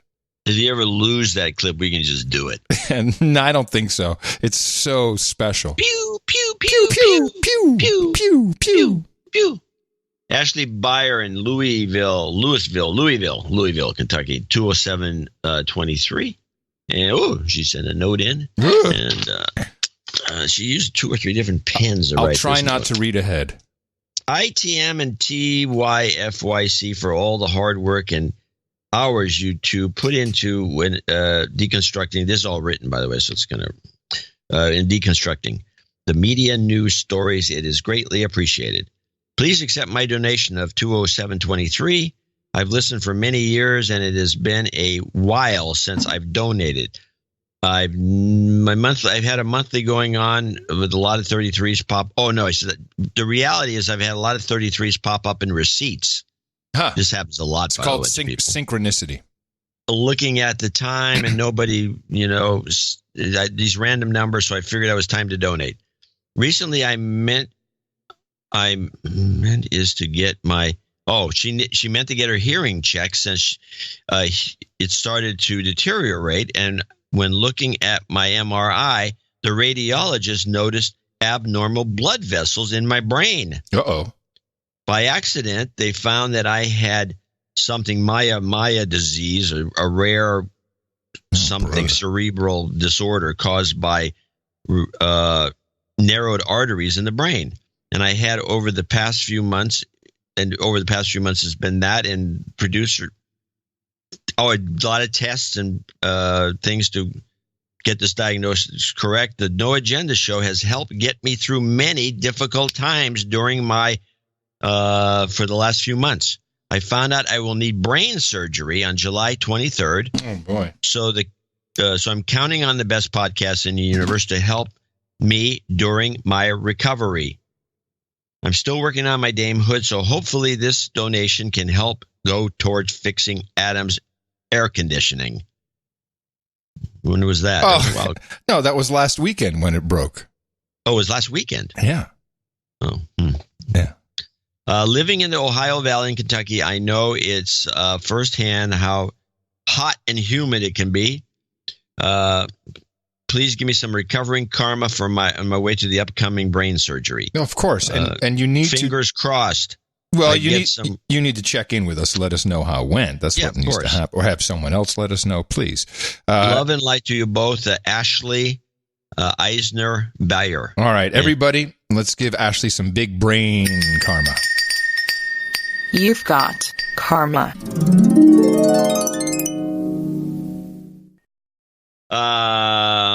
Mickey Keck, 20713. Love the newsletter. Please wish my son Jason a happy 21st. And we got that on the list. Jason's on the list. Keep up the good work. De-douche us and give us some goat karma. I know why you're. It's amazing how many how many different spellings there are of de-douche. It really is fun to watch. So, of course, we'd love to do that. You've been de-douched. You've got karma. Yes, it's quite amusing. Mike Lamb, $200. Hi, John and Adam. No karma or jingles needed. It's been a while since I donated due to a new human resource. It worked. Just wanted to give some value for value. Keep up the good work. Signed, Mike. Thank you, Mike. That'll be our last associate executive producer. And that's our group of producers and executive producers for show 1155, which is 33 times 33 plus 33 plus 33. And thank you to this group who forever shall be categorized together as a group as they are the executive producers and associate executive producers of the No Agenda podcast, episode 1155. You'll always be able to remember it because it occurred on Bastille Day 2019. These credits are real. They're no different from the credits in Hollywood. That's why we bring them to you at the beginning of the show, not in our other segment, which is also important, but that's everyone $50 and above. So thank you very much. Use these credits wherever you think they'll be valuable. It seems to work on LinkedIn for getting jobs and also for social standing on these social networks. And please, for those of you who would like to be in a group like this, remember, you can do that for our Sunday show, and all you have to do is go to Dvorak.org/NA. And now that you've got all the latest train travel tips, you've got to go out there and propagate. Our formula is this. We go out, we hit people in the mouth.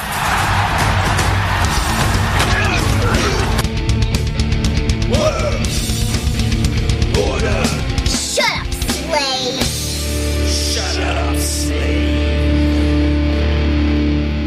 I want to mention something about LinkedIn. Okay. So I canceled my executive subscription, which gave you all these extra features. Because LinkedIn, I always would I would back up my contacts every so often, but I went for a while without doing it, and I did it recently, and I noticed that the backup's no good.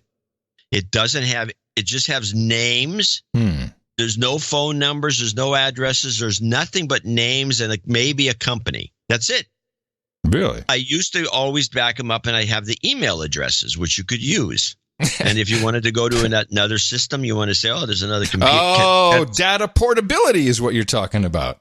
Which is always expected. I can do that with my MailChimp stuff. I downloaded a list of all the contacts, and it's fine. I got everybody, all the information's there.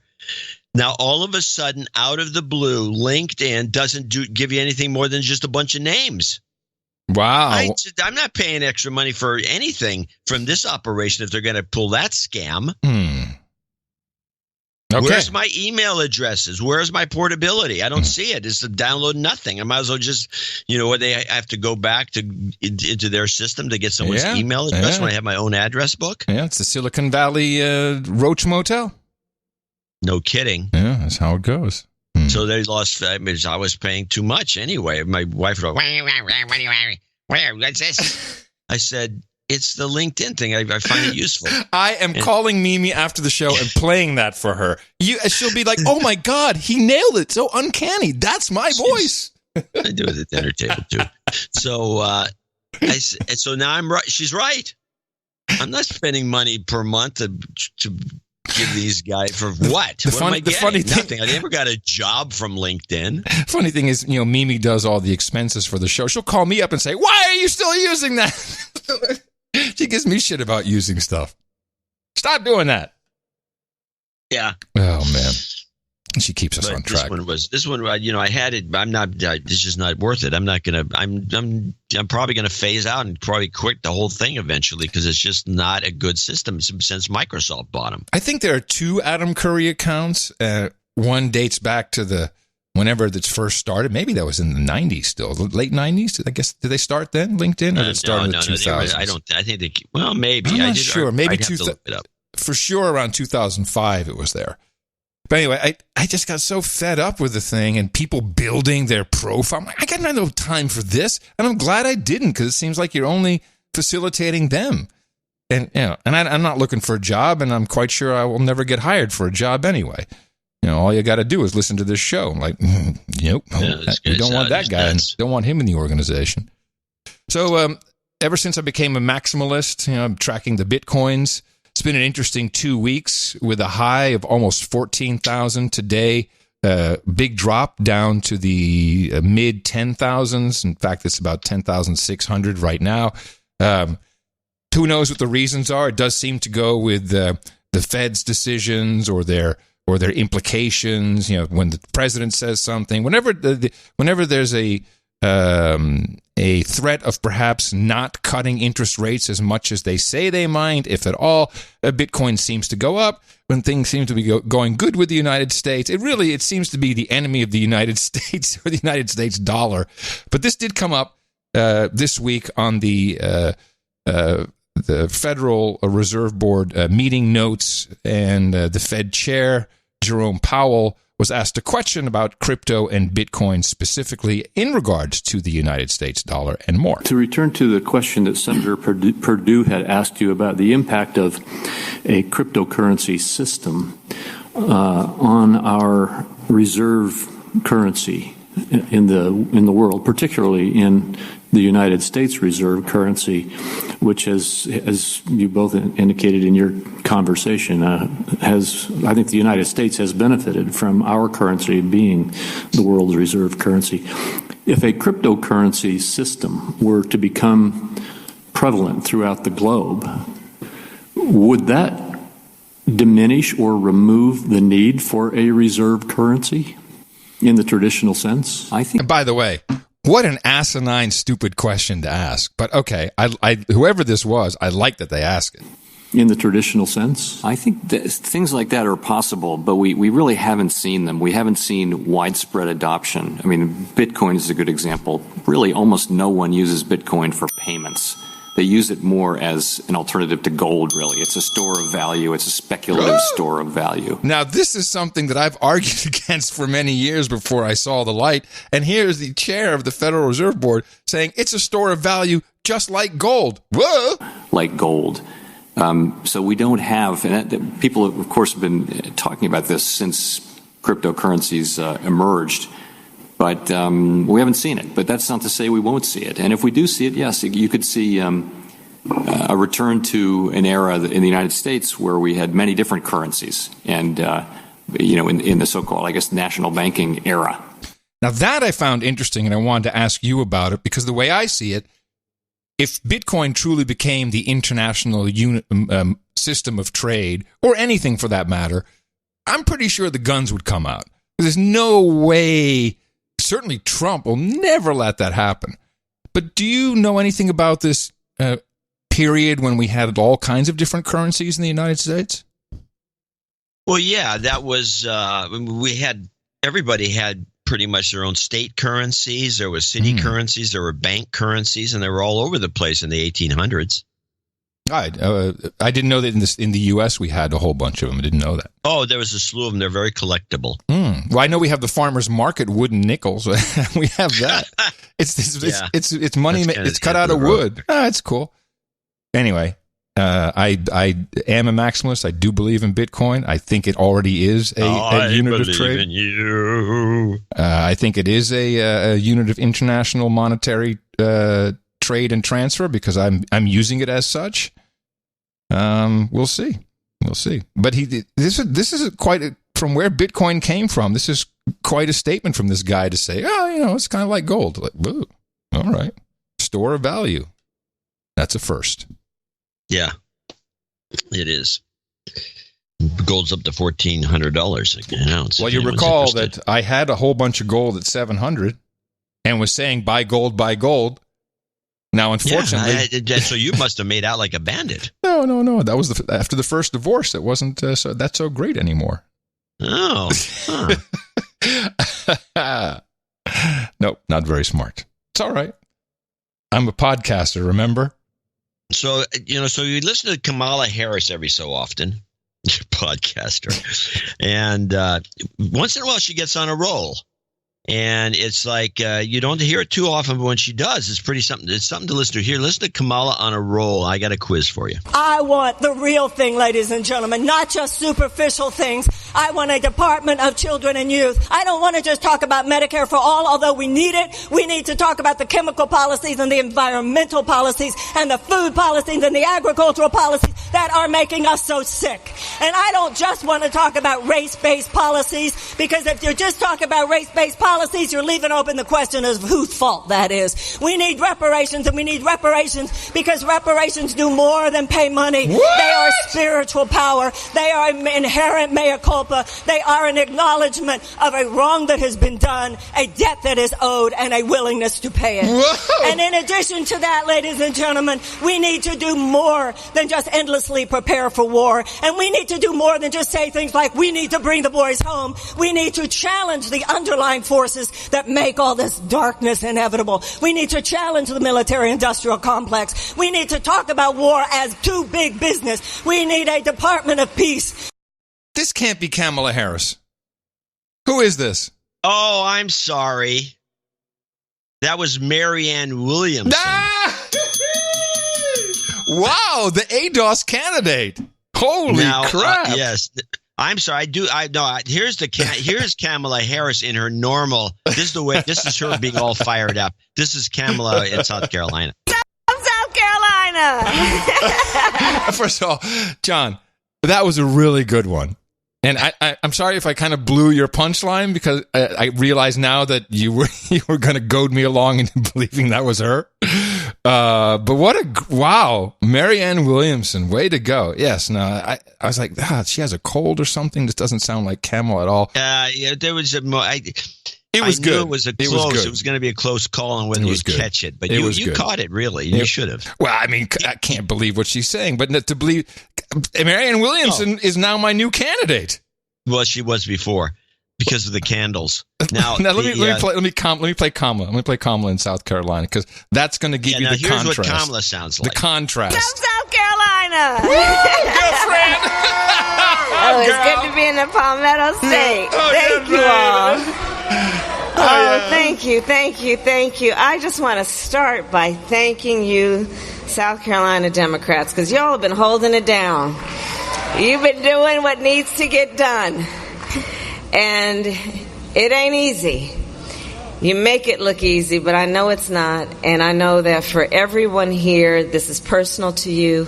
You dedicate time from your lives where you have so many other obligations, but you keep giving and giving and giving.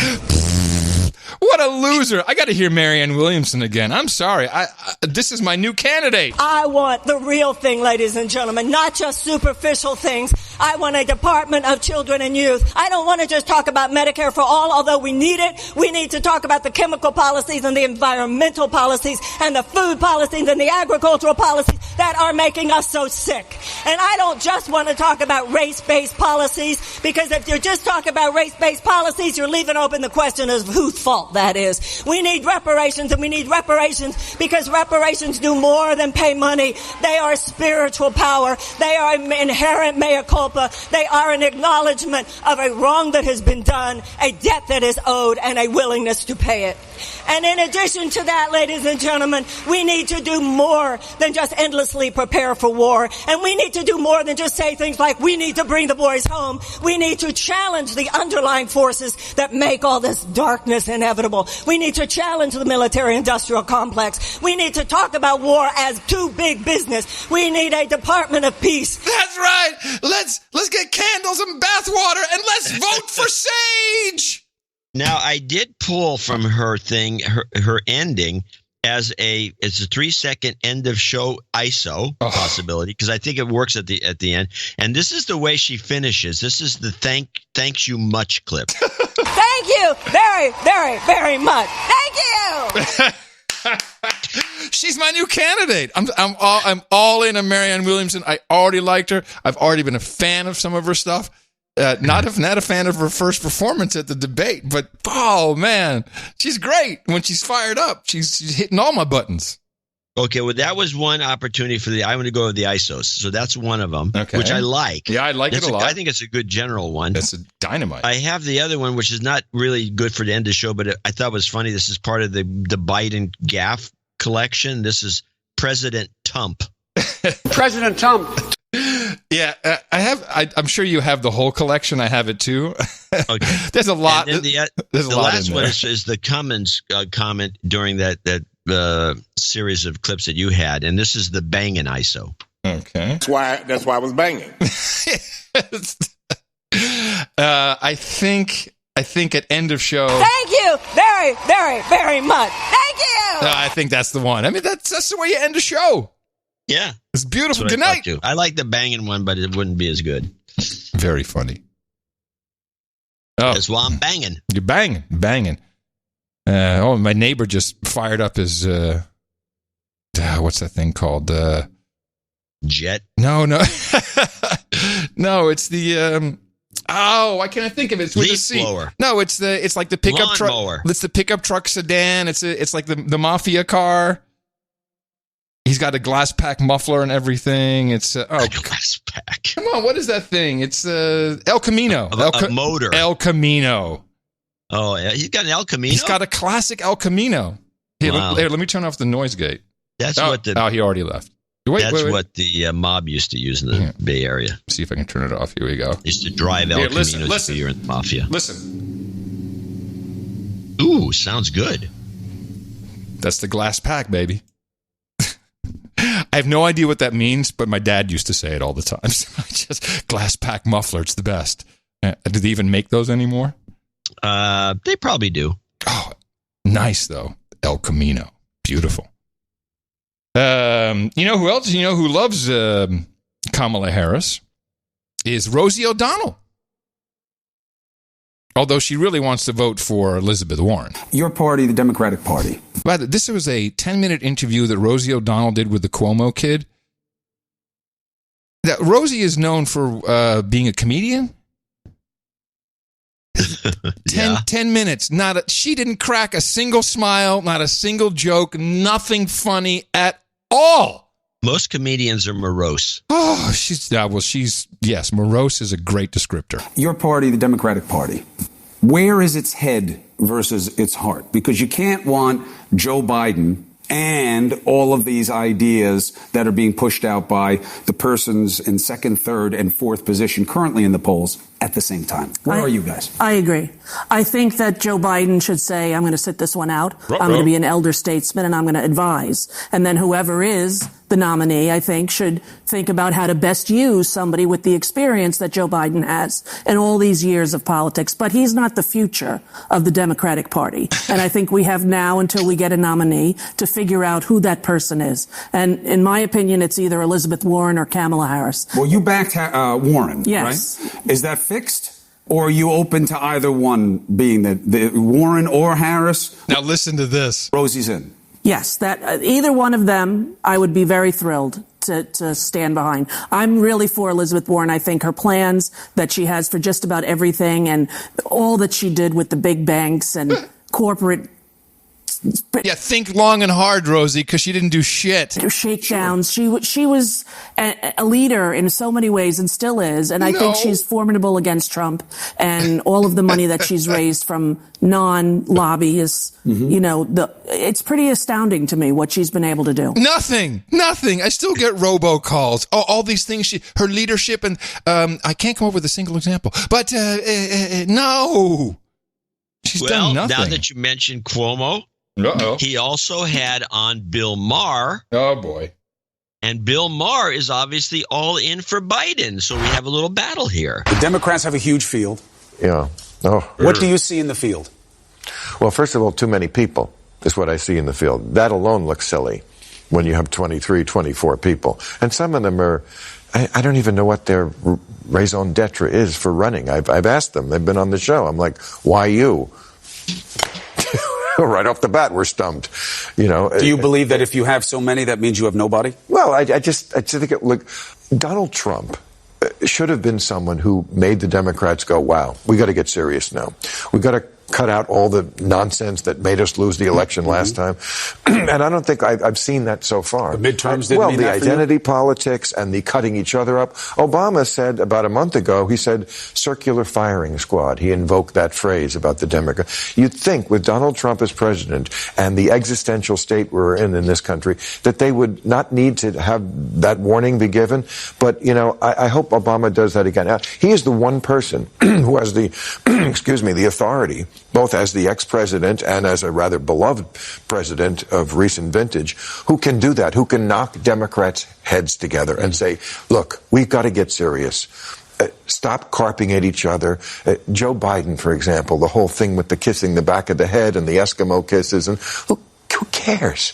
You know, if this is the guy to beat Trump, it is unconscionable to be pecking at him this way in the beginning. And the president was very helpful in that also. He went after Biden for that, and the media picked it up. They ran with it. It got traction. And how he gets away with it with his history of real sexual assault when this guy, he's just being Joe. I mean, okay, you don't like it. It's creepy. I get it. Sometimes people do things to me that are too close and I don't like it, but that's life. Hello, hashtag Epstein. That's life. That's life. That's life on the island, ladies and gentlemen. Thanks, Bill.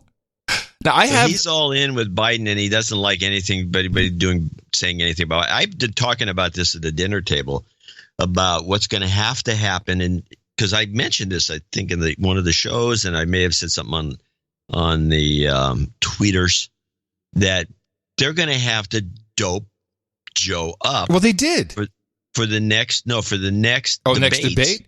Did you see? I mean, I'm not talking. I've already figured out some of the formulas that you'd use. You could give him like 8 shots of testosterone, which will make a huge difference. Also, the testosterone, but then they're going to have to give him some, because he can't be Sleepy Joe, the sleepy guy. No. He's got to be pumped up. So they're going to give him Adderall. Probably. Vyvanse has timed release, delayed, so it'll be a little more consistent. So it won't have peaks and valleys. He'll just be constantly up. See, this is going to be the problem, because unless he's getting this stuff all the time, look at us. There are going to be peaks and valleys. So I think he's going to go nuts. I think he's going to be up there talking and interrupting, and he's going to be all jacked up. Well, he gets 30-second penalty if he's interrupting too much. You know, that's this is the new rules of the game show. Did you see his bad teleprompter day?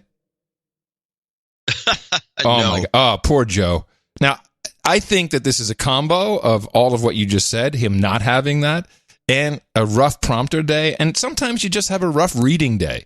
I'm 54. I have it. You know, it happens to me all the time, as you can tell when I do the reads from the donations. And Joe is 76, so it's understandable, but it's a little embarrassing. The challenge of following this disastrous presidency over will not be just to restore the reputation and our credibility. Donald Trump and the demagogues around the world are leaning into these forces. That triumph of democracy and liberalism over fascism and autocracy that has driven all our economic process and progress. We believe in free speech. That's why I'll end the gag rule, the global gag rule that prevents money from getting to NGOs who even talk about family planning. But President Tump took those words, those literal words, nation of immigrant, out of the statement, the mission statement of our Citizenship and Immigration Services. We have to be honest about, because we've neglected the basics. By strengthening.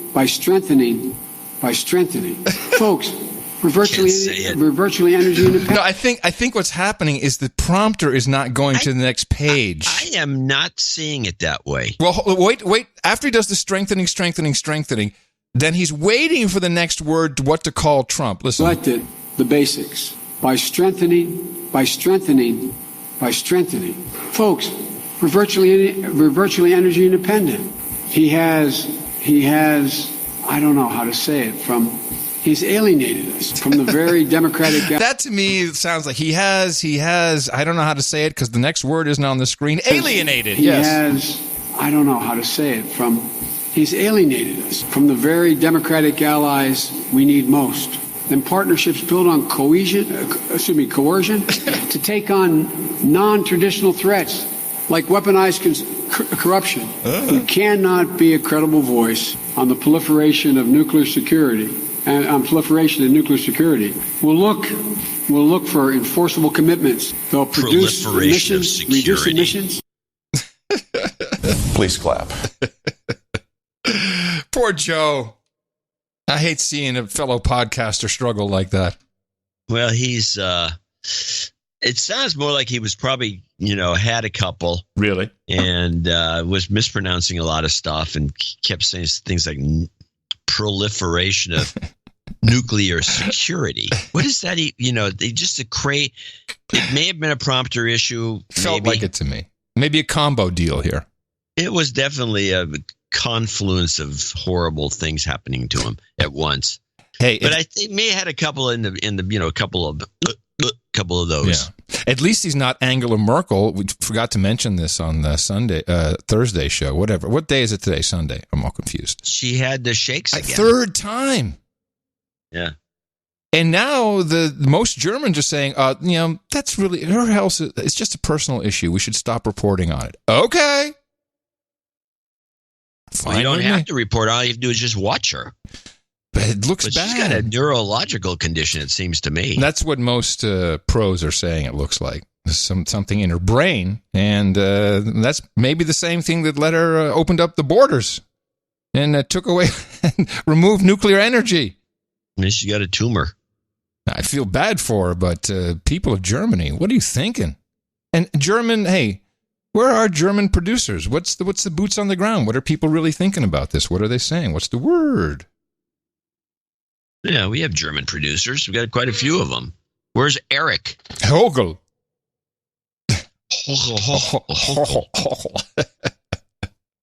I have more news out of Euroland.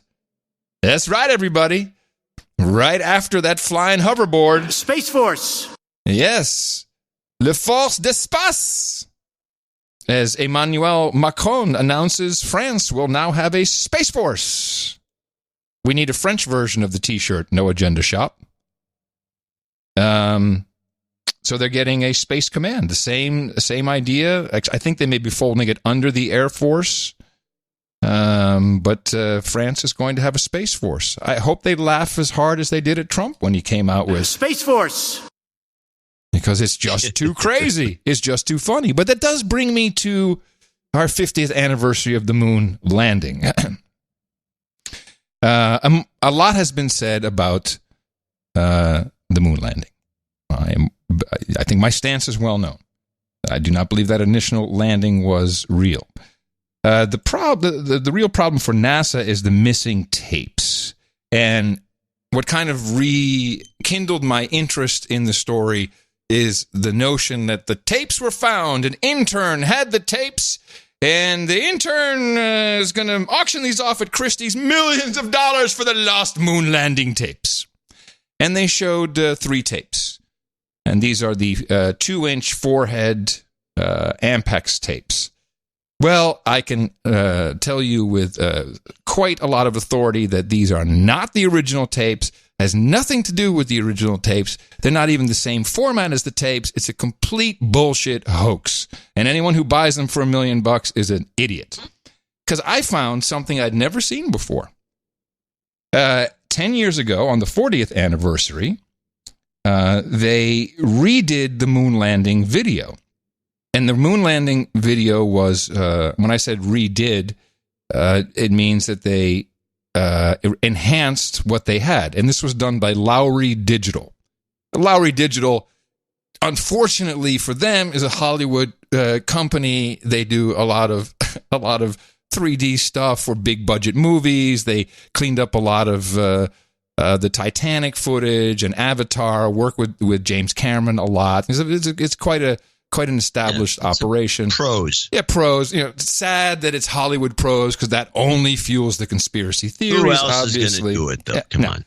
But this was at the Newseum, which I think they closed it now, the Newseum. Yeah, they finally shuttered it for good reason. Yeah, it was the CIA front anyway. So someone just closed the door really hard. So they did this little presentation of the cleaned up moon landing video, and yeah, it's all right. They put contrast in; it looks better. But let's talk about these tapes, or actually how the video got from the moon down to your television set. And there's 2 people in this piece. Dick Navzeger, he was charged by NASA with there's a younger guy with. Creating, with overseeing the touching up and the polishing off and enhancement of the tapes. But he explains here how the video got from the moon to your television screens. I'd like to explain briefly to you, if you'll put up the first graphic of how TV got from the moon. This is a graphic showing that on the moon we had Mr. LeBar and Westinghouse slow scan camera that downlinked to 3 locations: Parkes Radio Astronomy in Australia, Honeysuckle Creek Tracking Station, which was a manned flight station, and to Goldstone in the Mojave Desert. The slow scan from Parkes was remoted to Sydney. Honeysuckle converted video to broadcast to Sydney, and the best video they had was transmitted via Intelsat. You'll see that the video came down into California. Goldstone and the Intelsat site in California relayed this by landline and microwave directly to Houston, where it was released to the world.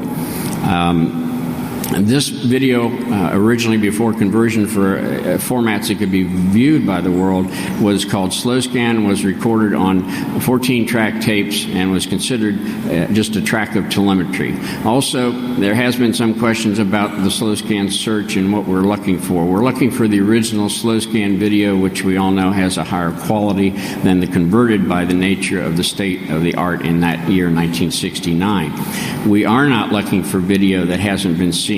There was no video that came down slow scan that was not converted live, fed live to Houston, and fed live to the world.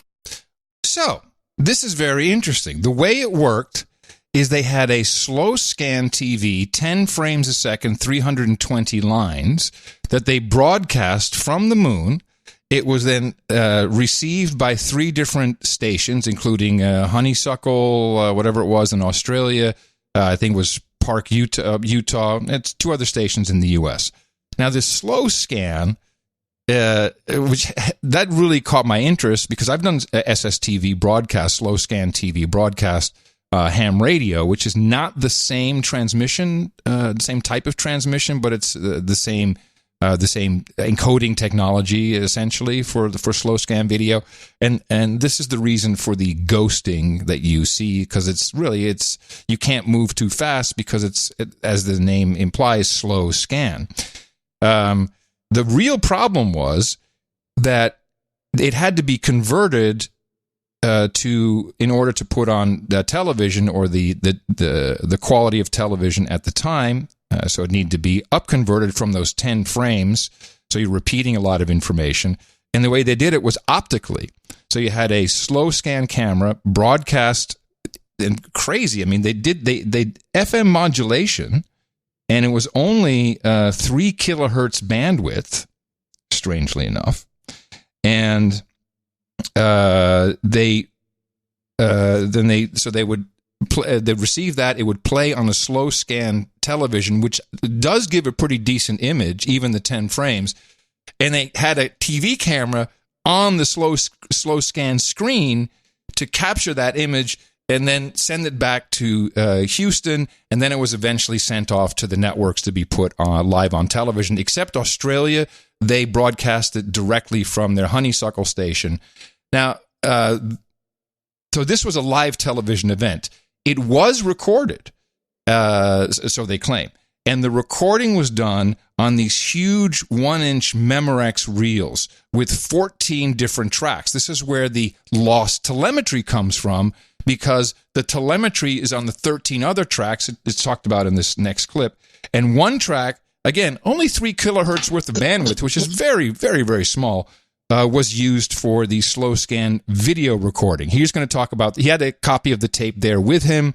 It's on YouTube, so anyone who's, Christie's may want to take a look before they start auctioning off some bogus crap. The thing is huge. They apparently still have a player for it, and here's his explanation of what it is. But this tape, which is a telemetry tape, had 1 track on it that was for video, slow scan. They had 14 tracks of data, such as voice, telemetry, biomedical data. This was all treated as telemetry. Why did we record video there? For backup. In case live didn't go, we had something to play back from the original source. We also recorded the converted, so we could play from Sydney or anywhere else back to the world. But the requirement was live TV. As you know, live TV was successful. The converter did degrade to some extent. The state of the art of trying to get slow scan converted to a broadcast signal that everyone could see has a degradation in it, and it had to be. It took a lot of setup, a lot of even art to set these up correctly. These tapes were recorded at 120 inches a second to be able to record this slow scan TV. In 15 minutes, 9,000 foot of tape was used up during each 15 minutes of that lunar lunar television walk. So there were 45 tapes approximately that were shipped to Goddard and to the WNRC, and amongst about 400,000 to 500,000 during the Apollo program. So that's well, the problem with these tapes is they had 40,000 of them. They're filled with telemetry, 15 minutes on a single tape. Very expensive at the time, and it was never really intended to be saved. It was just intended to be kept as a backup, and so that they could use it later if they couldn't do the live shot. And these things were recycled frequently. Now they do have a lot of the telemetry data from other tapes, but these particular ones, and he has a whole bunch of reasoning as to how those got degaussed and put back into the system, and it was nobody's fault. It was the protocols at the time. Also on stage was Stanley LaBar, a former engineer of Westinghouse, who at the time was tasked with building the camera. And he went into some interesting detail. It's worth checking out the video. It's in the show notes, nashownotes.com. He went into some detail about the camera, as the cameras at the time weighed about 700 pounds and were huge power hogs. Through early integrated circuits at the time, and I looked it up, and it fits within the timeline, they were able to reduce the size of the slow scan camera from the cameras at the time to 7 pounds, and the total power needed was 7 watts, which he keeps reiterating is like a Christmas tree light bulb. The conversion process is kind of the kink in the machine here.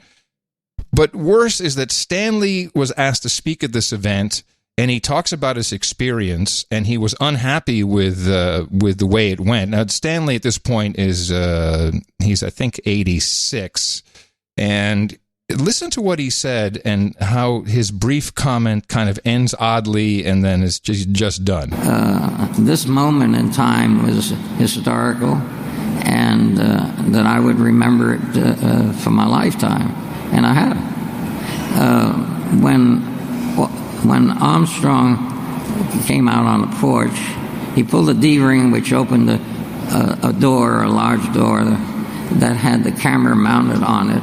So when the door swung out, the camera was positioned so it saw the ladder, and that's how that image was taken.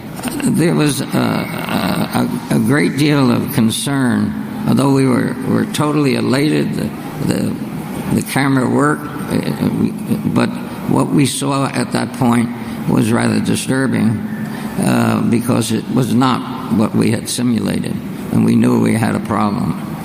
And that would concern me for some 40 years. So that's what I experienced at that point in time, and that's what I remember. So let me turn it back to Dick. What? In following up with what Stan said, this was a one-time event, as you all know. I support shuttle now. I support external tank television now at Goddard. So it wasn't what we simulated. It was shocking, haunt me for the rest of my life. Sadly, Stanley died 5 months later on the operating table with some routine procedure. Oops. So the way I see it, to fake the moon landing, it was so easy. All you had to do was throw a slow scan signal out there with the right sync pulse, and they took it for real. No one at NASA would have ever known. And you could have done that from terrestrial. Didn't have to be from the moon. You could broadcast this signal from a single satellite if you wanted to. You could have little stations at these 3 receivers and throw that signal in the air. A couple milliwatts, it would have worked. So it's a big hole in the moon landing video. And I'm surprised that all of this, this noise about the lost tapes is, somehow they're talking about these 3, 2-inch tapes that are going on auction, which is just, it can't be true. This is bogus.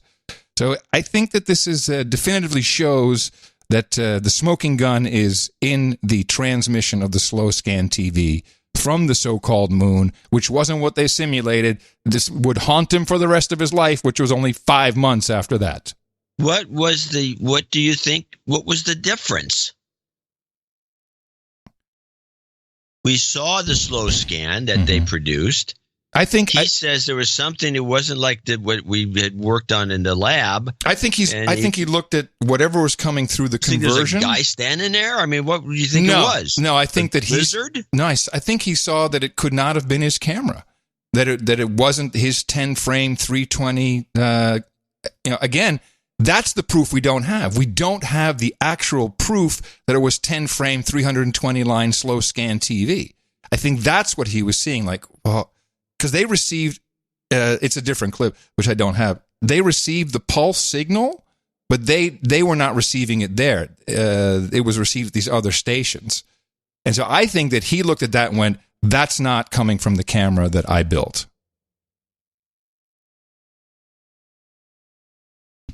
It's possible that's what he was saying. He didn't say that specifically. No, he didn't.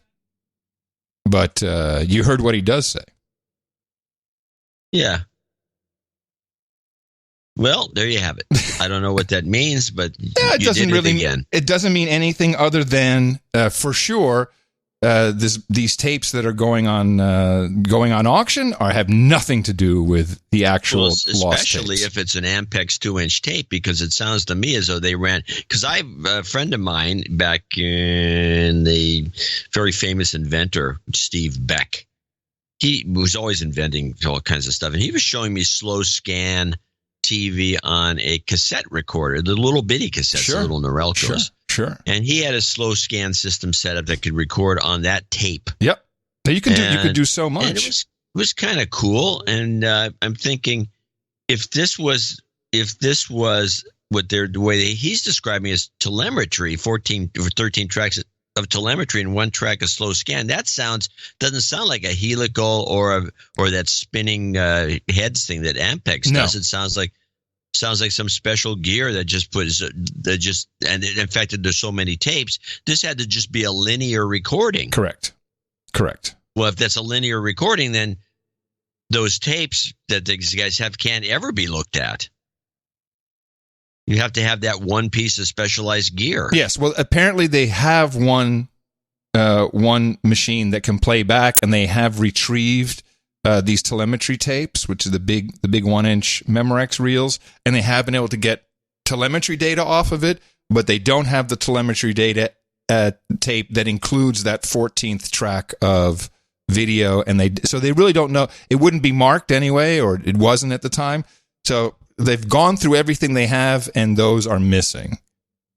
But they were also never intended to be kept, and blah, blah, blah, blah, blah, whatever. But look at how pretty it looks now, thanks to the Hollywood guys. Well, what are you going to do? Nothing, but it's my beat. 1969, it's a miracle that you could ever even build a Saturn V. We know that's a fact. Remember, this show is going until 2024 just to see if we really make it onto the moon this time. It's futile. What's futile? They're not going to do anything in 2024. That's only 5 years from now. But that's the promise. The promise is bogus. Yeah. Well, I don't understand how can it be so hard? It seems easy. Look at what we were using back in the day. My iPhone should be able to take me to the moon. Well, to the moon, Alice.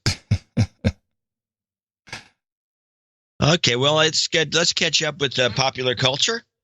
Here's something you'd actually probably kind of like this, because we talked about it a little earlier in the show, which is the cashless society and cash and the rest. So O.J. Simpson, the murderer, he was found not guilty. He posted another note on Twitter, and this is actually pretty good. Hello, Twitter world. This is me, yours truly. In the last 48 hours, I've learned that you're never too old to learn. 2 days ago was my birthday, and I got hacked in my computer. I probably got more duped than hacked. In any event, they got into all my information. Fortunately for me, my bank alerted me that there was a charge coming in from Europe in euros, and they didn't honor it. So I really didn't lose anything except some time and stuff. But the problem was I was traveling the next day, which was yesterday, and I had to get some cash from my friends. I think I was in good shape. Little did I know. Do you know that there's companies in... Wait a minute. I need to get some cash for my friends. That's what we call a drug deal? Friends, I think I was in... Come on, OJ. Who are you trying to fool with that, son? That's no good. Hold on. The problem was I was traveling the next day, which was yesterday, and I had to get some cash for my friends. I think I was in good shape. Little did I know. Do you know there's companies in America that will not accept the American dollar for goods or services? Really? I mean, at one point, I couldn't even buy a bottle of water. You know, I just thought, well, when did the American dollar get usurped? When you were in jail, fool. Grew up, they said cash was king. I guess now it's been relegated to a duke or an earl. In any event, I know there's a lot of Americans that don't have credit cards, and I just didn't think it was right. Right on, OJ. The juice is loose. The juice is loose. You know, just for the record, I don't think OJ did it. I think his son did it, and I think that's what a lot of people believe. His son was and he was just taking one for the team. Yes, second time you've used that. No, second time it's come up in the show. That's what it is. Yes, I've only used it once. That was it. That's correct. Yeah. Well, we certainly like taking American dollars. I'm going to show my support by donating to No Agenda. Imagine all the people who could do that. Oh yeah, that'd be fab. Yeah, on No Agenda in the morning. And we do have a few people to thank for show 1155. Starting with Anonymous in Toronto, Ontario, who dropped off $150. So you get de-douching now. He just says donation to appease the great goat in the sky. Ooh. So might shower his wife with jobs karma. We'll give you the jobs karma at the end. You bet. With the goat. Chris Bolton in Newcastle under Lyme in Staffordshire, UK, 137. 17, and he says, keep up the adequate work. Thanks. I feel British great. understatement. Yes. Always welcome. Maxine Waters Gravel is back that's why I was with banging. $133. That's right. Wait, don't I have a Maxine Waters Gravel jingle? I don't know, but he's got a Rick D's lucky number donation. Now, Maxine Waters Gravel is going to be a dame shortly. Tim E. 12345, Craig Porter 115.50, Daniel Armstrong $100, Forrest Downing on Three Rivers, California, $90.23. He says, "Love the show. You guys are the best." He needs a de-douching. Mm-hmm. Right now, yeah, we can do that.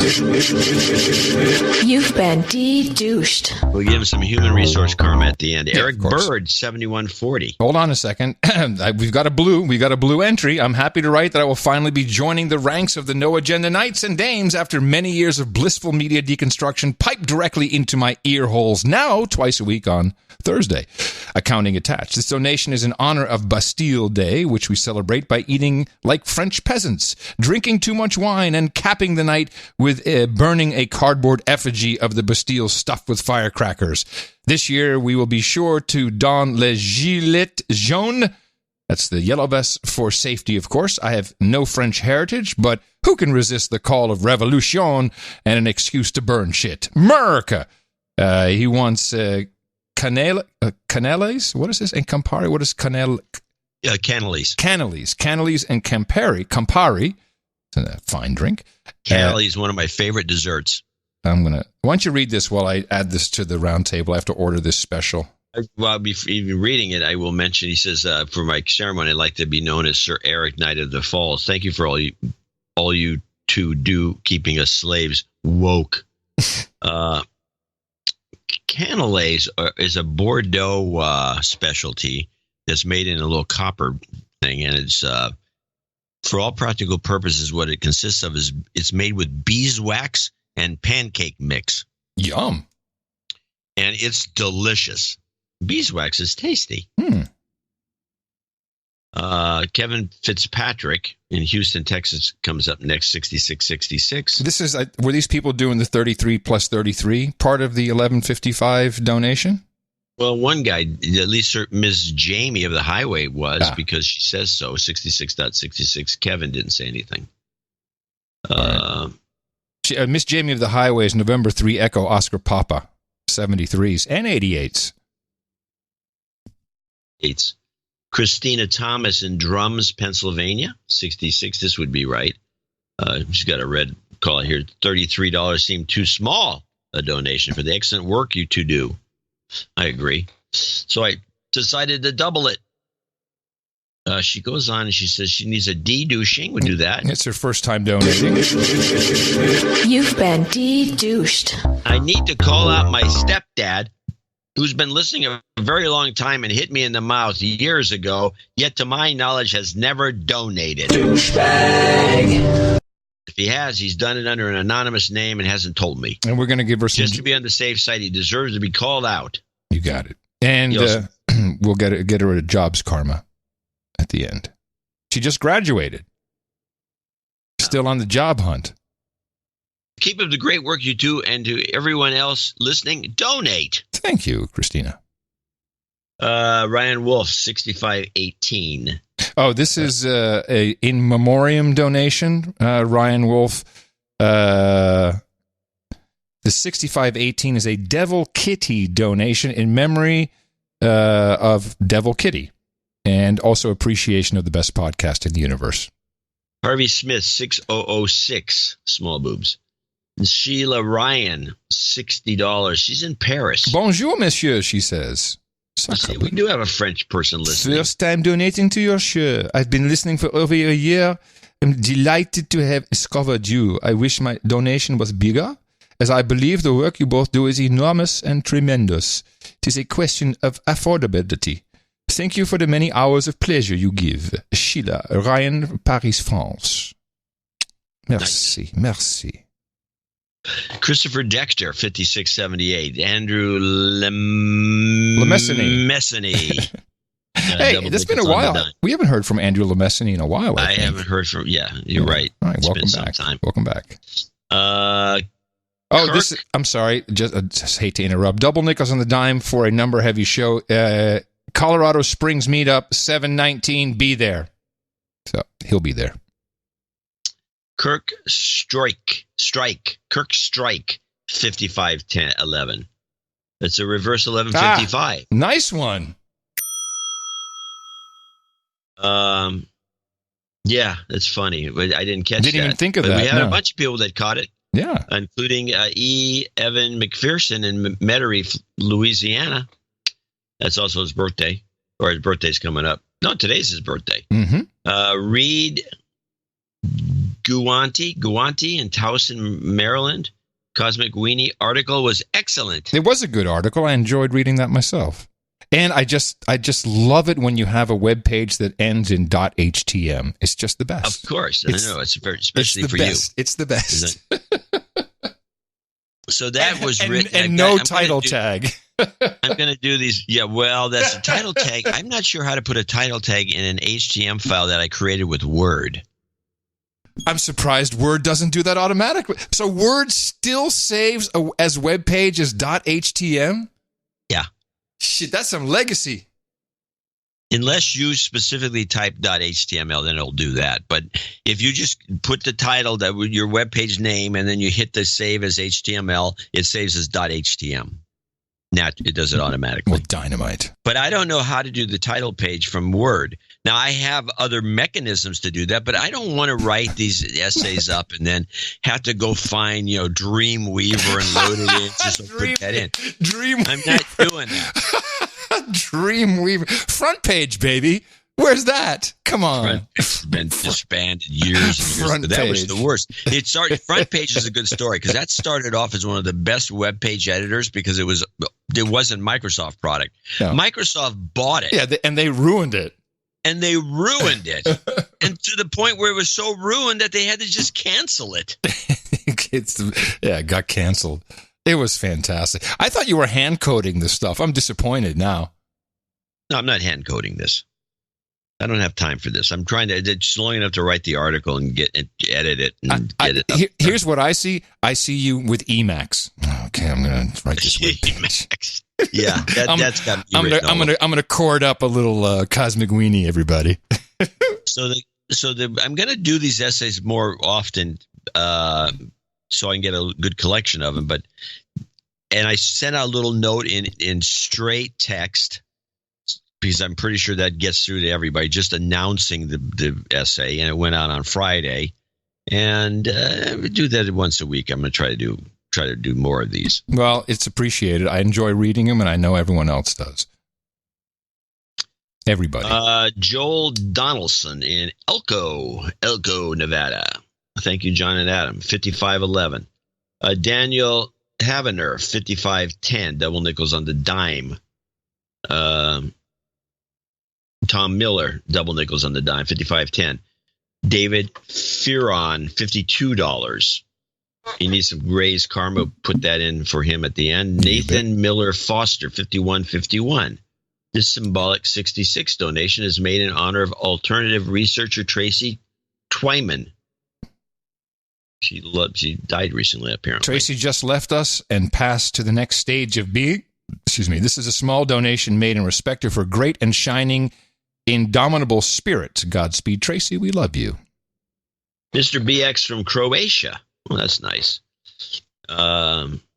Wow, longtime donor since episode 7. Donated after a while being man overboard in terms of donating. If I can get fluoride in my cup, yeah, okay. He's from Croatia. We'll get you some fluoride in your cup. And he also needs an F cancer for a family member.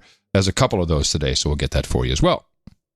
Sergeant Postal, Miami Lakes, Florida, $50.33. Alexander Beatty in Houston, Texas, $50.01. The following people are $50 donors, starting with Keith Yarborough in Austin, Texas. Yep. Right down the street from Adam. Yep.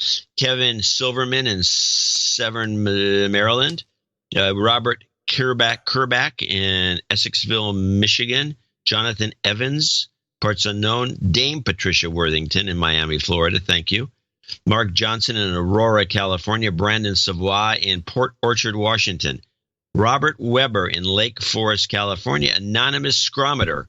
Man after Adam's own heart, $50. Nice to hear Adam talk about marijuana. In Odessa, Florida, $50. John Holler in Missoula, Montana. And that concludes our group of producers for show 1155. I want to thank them all for supporting the show. And don't forget, we have another show coming up on Thursday. Yeah, thank you for hearing the call and supporting the show. It is always tough in the summer. This has been a tough one for some reason. And it's also, I don't know, maybe we're on the precipice of Armageddon. So thank you for stepping up. And, we're clearly doing everything we can to bring you as much value as possible, which is all we ask for. Whatever you think you got out of the show, translate that into U.S. dollars and PayPal it to us. There's other ways to get it to us. Well, checks. We take money orders. We're not ashamed of any of that. You can send it however you want. And everything you do is appreciated. And, of course, you can do that for Thursday's show at Dvorak.org/NA. Couple of karmas, but first a note from our very own Sir Chris Wilson. Bernadette Wilson, his mom, went into the hospital on Friday. She's not doing great. She has pneumonia. We're hoping for the best. She's 91, twice survivor of breast cancer, and still lives on her own. Sharp as a tack, crazy as she's always been. Of course, that's the rest of the family gene pool. That's hence his proclivities, he says. I would like a special goat karma and F cancer shout out for Bernadette, of course. And we'll add some jobs to that for anyone else who needs it. And thank you, Sir Chris, and Godspeed to Bernadette. Jobs. No, that's the wrong one. Jobs, and jobs. Let's vote for jobs.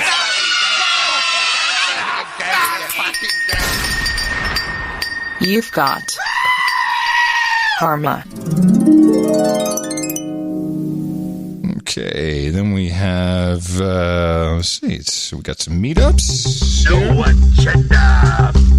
Got quite the list for you once again. July 18th is when we'll have the next one. That's Southeast London. The 19th in Colorado Springs. July 20th, Southwest London and Chicagoland. July 26th, St. Louis and Portland, Oregon. July 27th, Buffalo, New York and Frisco, Texas.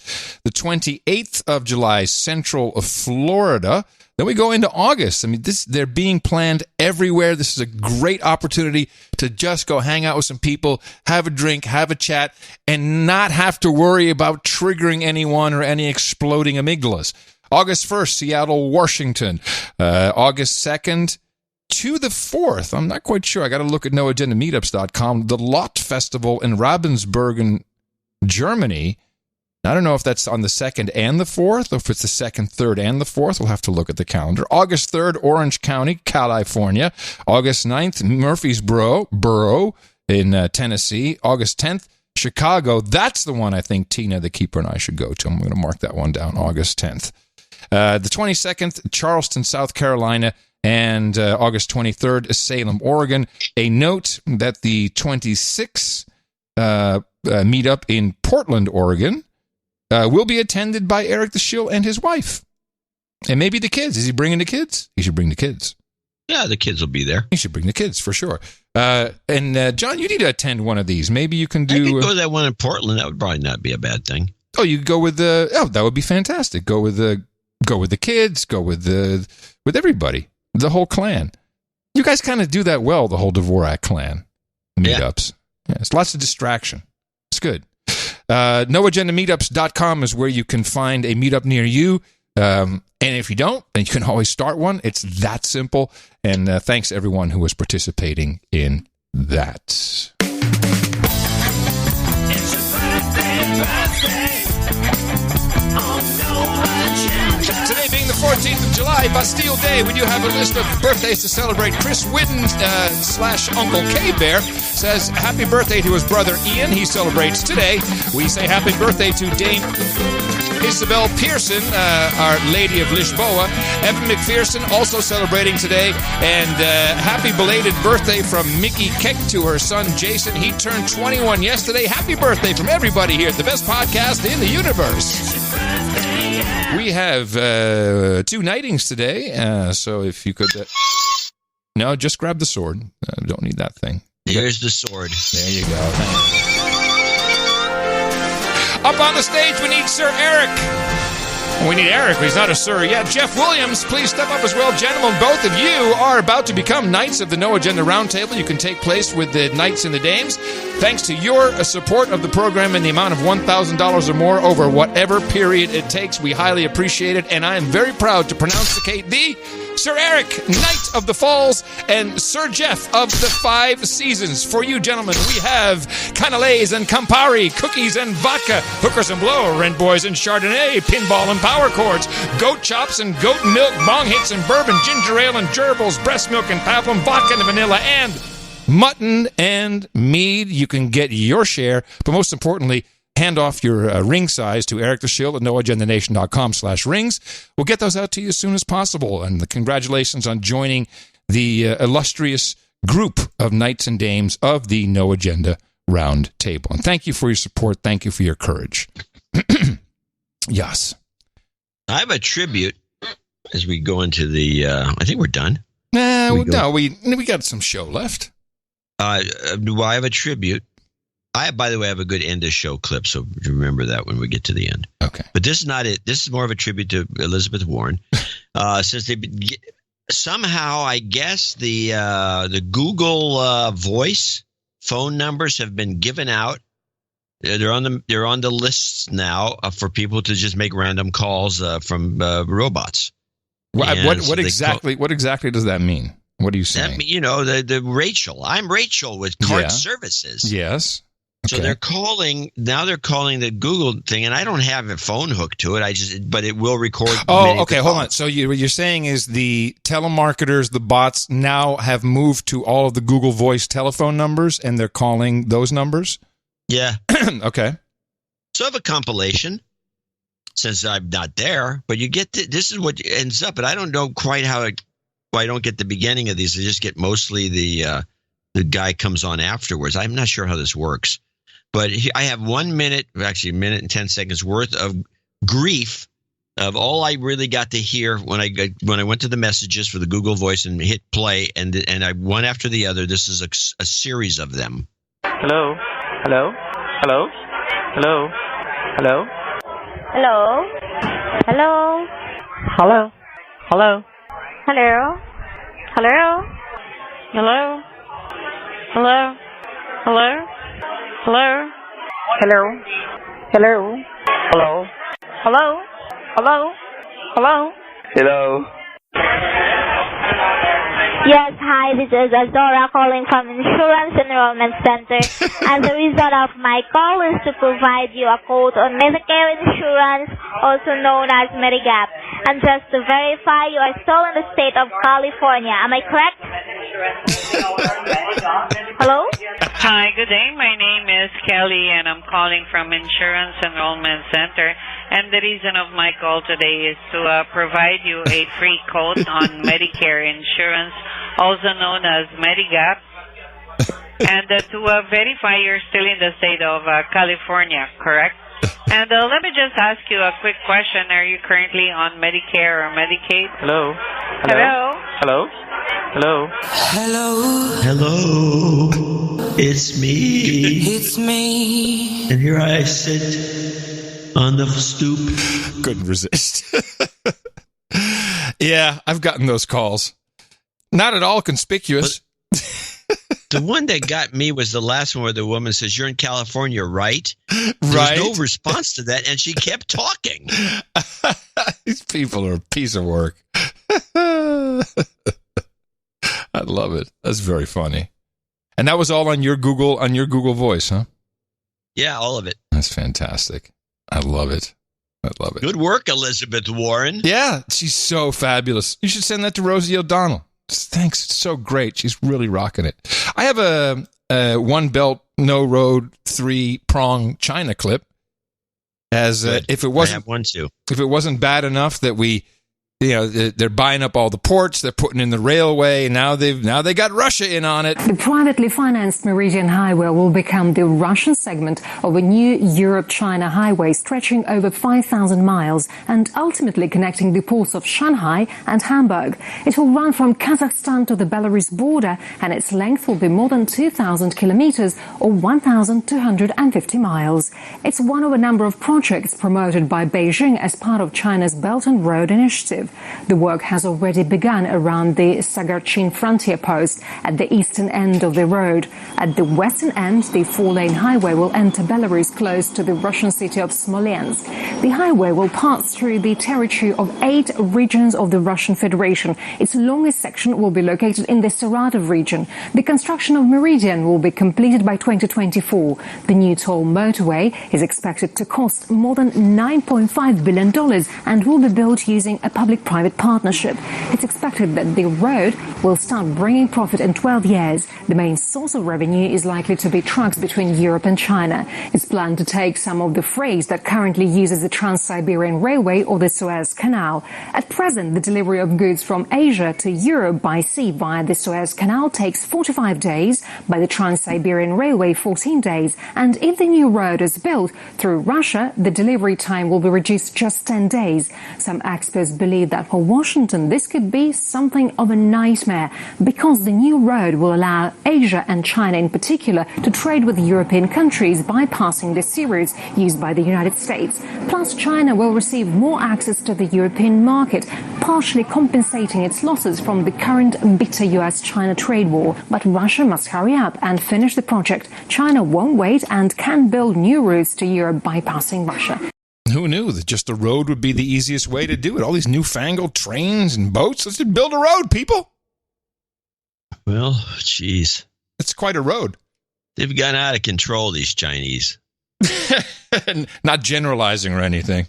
Out of control. But, well, let's talk about the Richard Engel, of course, the correspondent for NBC, who is, it could be, he seems like a CIA guy to me. He's not really trustworthy in our eyes. He's lied a lot about reports. But he comes up with, he gets assignments that are very targeted. And for some reason, instead of being in the Middle East like he normally is, he's in China. Oh, really? Yeah, here we go. What is it called here? I'm looking for it. Oh, I got it. Richard Engel. I got it. Tonight, China is sparing no expense to dominate the world of artificial intelligence. Though much of the technology was developed in the United States, President Xi Jinping wants China to be the world's AI leader by 2030. Officials showed us this sprawling port where, thanks to AI, human workers are being replaced. And while Americans encounter AI every day, with companies like Amazon and Netflix using it to rank products based on what we bought and watched, China is now using AI to rank its people. There are an estimated 200 million surveillance cameras in China, and now they not only know where you are, they know who you are. Many of the surveillance cameras feed into an AI system, which can not only recognize your face, but bring up your name, your social media activity, financial status, and criminal record. The AI calculates what's called a social credit score. If your score drops too low, you're denied access to airports and trains. Wait, so this guy is just doing this report, which we've done for years about the social score? We've done it for years, but now it's going on to the NBC, Richard Engel. There's some reason they're giving us this report out of the blue. Why aren't they reporting on the actual spy operation that someone just went to jail for? Well, you send a note to NBC News and ask them. There was a former State Department employee sentenced to over 3 years for spying for China. Yes, this story, which I don't have a clip of. I don't have a clip of it either. No one, I mean, good. It's reported no one's on. Covering it. No. It's an old Hillary woman. And she's got, I think, almost 4 years in jail, 40 months. An OHW, huh?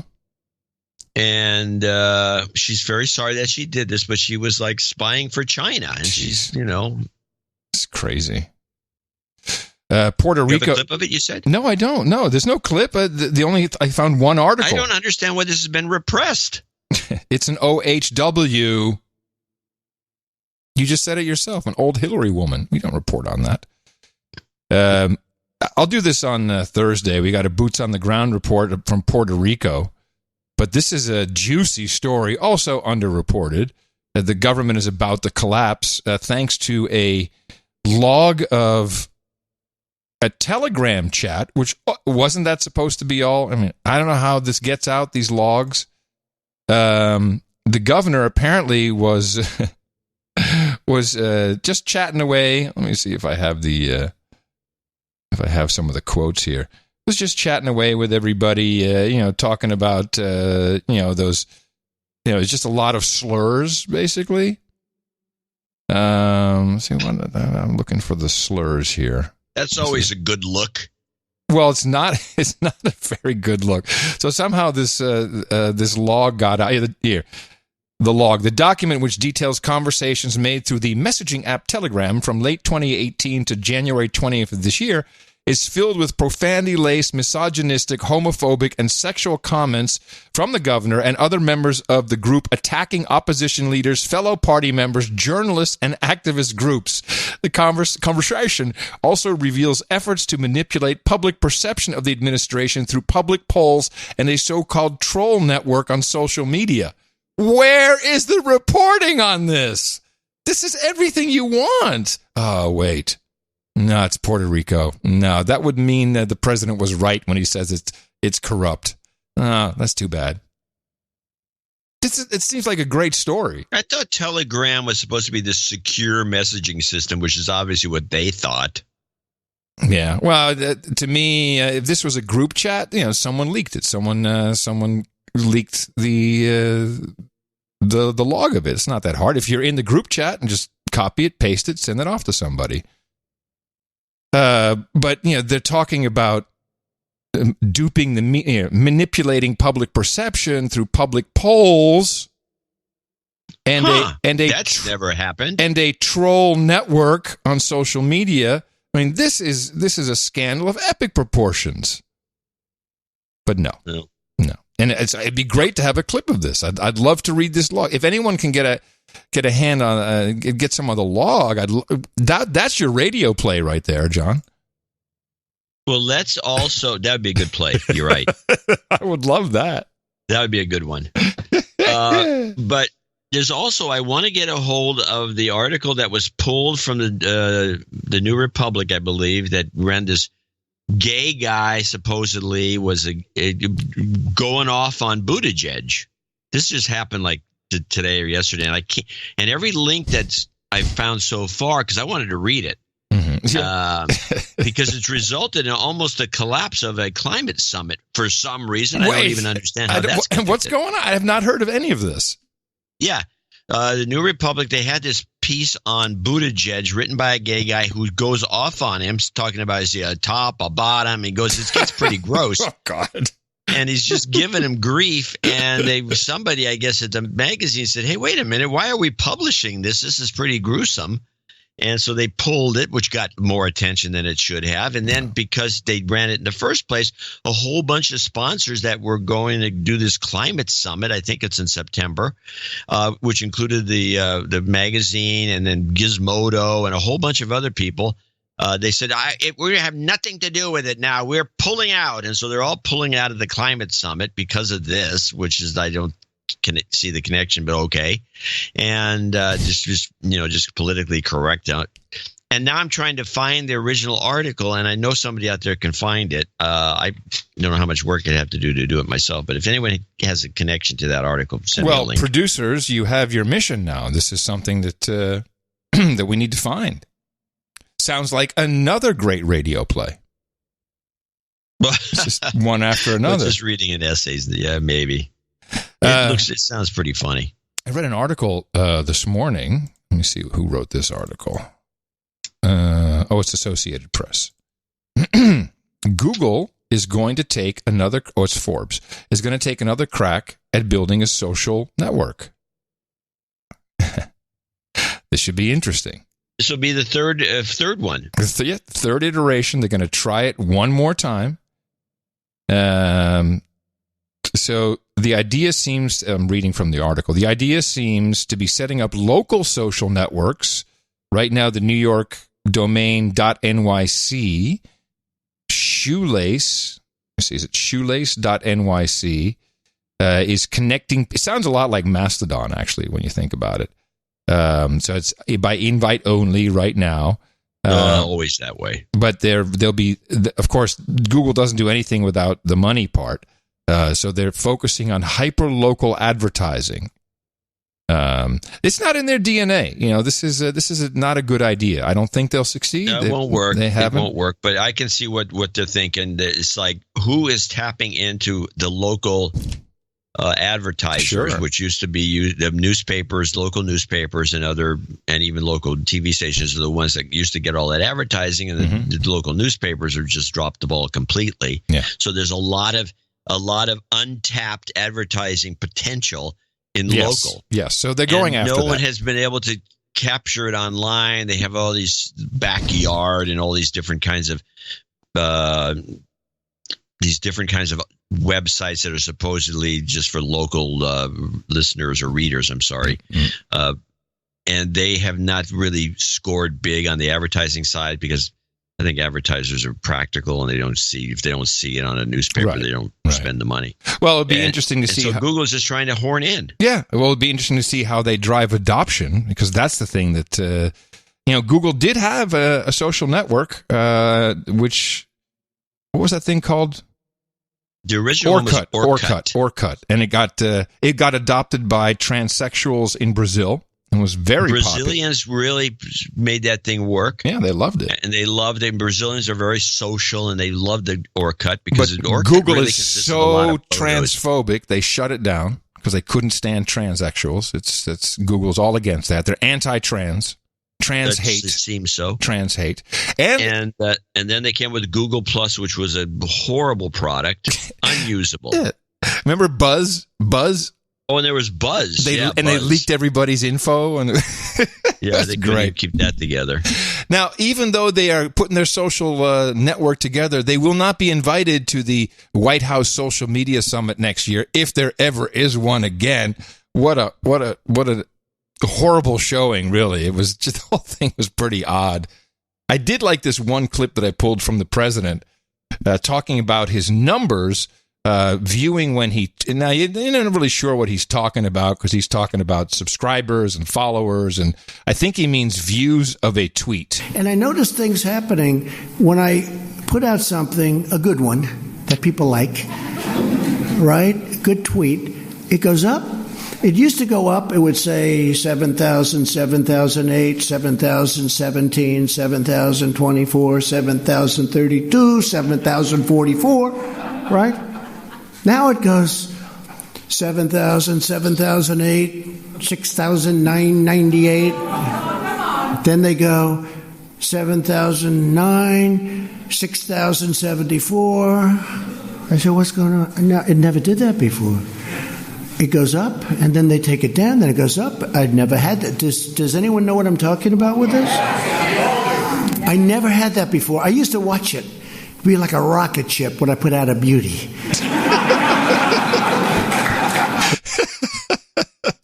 It was humorous, the hour of video on C-SPAN. But then a total shit show in the Rose Garden where I guess that's where he did his census question announcement. They were just going to get it from all the databases, and then, Gorka is out there threatening people, and they're all it's like it's dumb. But I think it's very smart.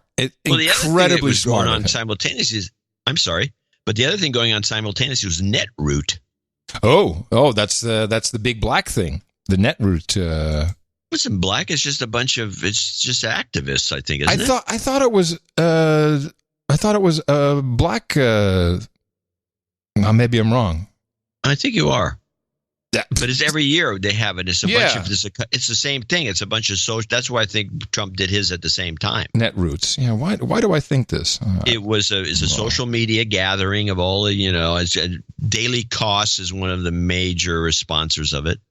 Okay, I'm wrong. I don't know why I'm confused about that. So, all right. Yes. I do have one end of show clip. Is it from the Netroots thing? No, it's actually goes back to you're talking about the moon. Okay, I'm ready for it. If you want to do end of show now, let's do it. Okay. This is the Douglas Brinkley who wrote the book Moonshot, and he's at a conference. He's giving a lecture about the moon and what happened 50 years ago and all the rest of it. And so he's asked a question here at the end where there's the Q&A session. There's a scene in the movie First Man where it shows a protest against the moon race, saying that it's a misappropriation of resources. And I just wanted to hear from you, how much was there kind of a counter movement against the space race during the 1960s? Great question. That's how you close the show, ladies and gentlemen. Listen and learn from the pros. Thank you, trolls. Thank you, artists. And thank you, supporters. Dvorak.org/NA is where you can support the program if you derived any value, maybe just travel tips. We remain open and welcoming of anything you want to support us with, because it's the only way we keep the show on the air. Keep us going. Donate. Dvorak.org/NA.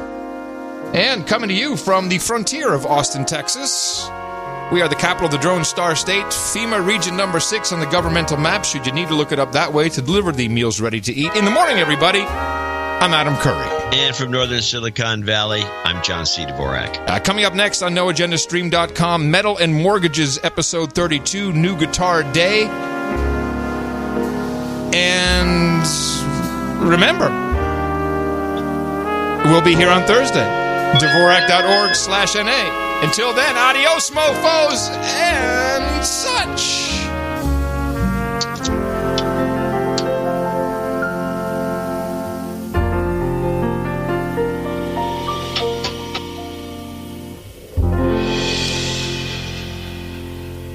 I hear the zephyr coming. See if I can turn that into a song.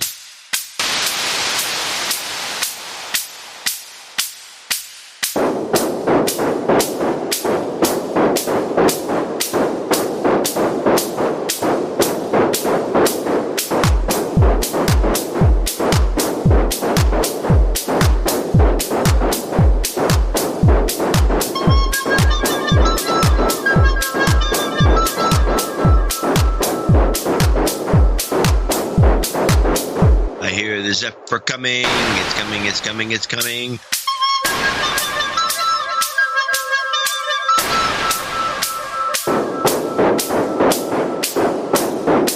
It's coming. It's coming. It's coming. It's coming. It's coming. It's coming. It's coming. It's coming. It's coming. It's coming.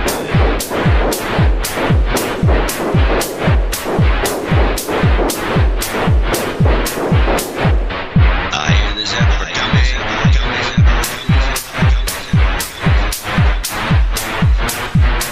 I hear the zephyr coming.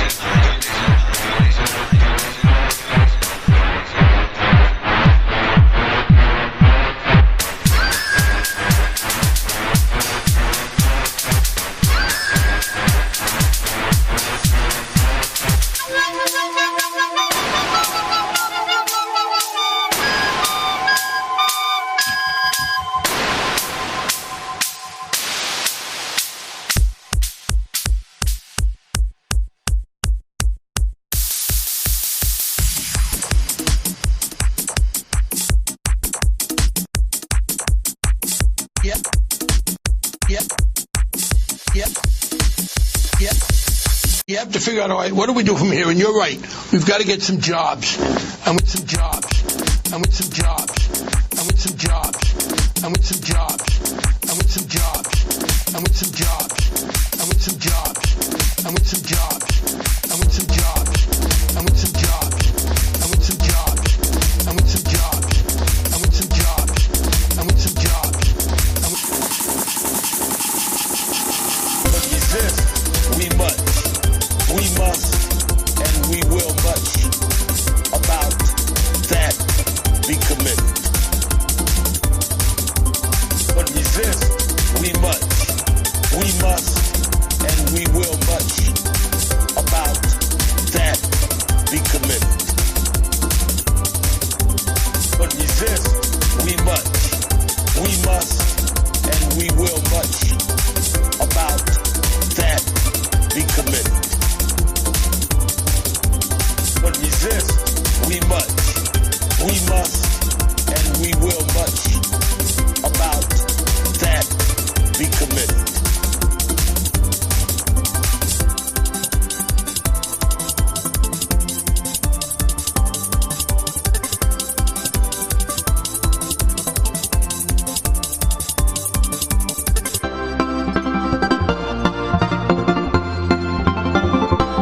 Where can we march behind that? What the hell did he say? I don't know, but yes, we're with you. But resist, we must and we will much about that be committed. But resist, we must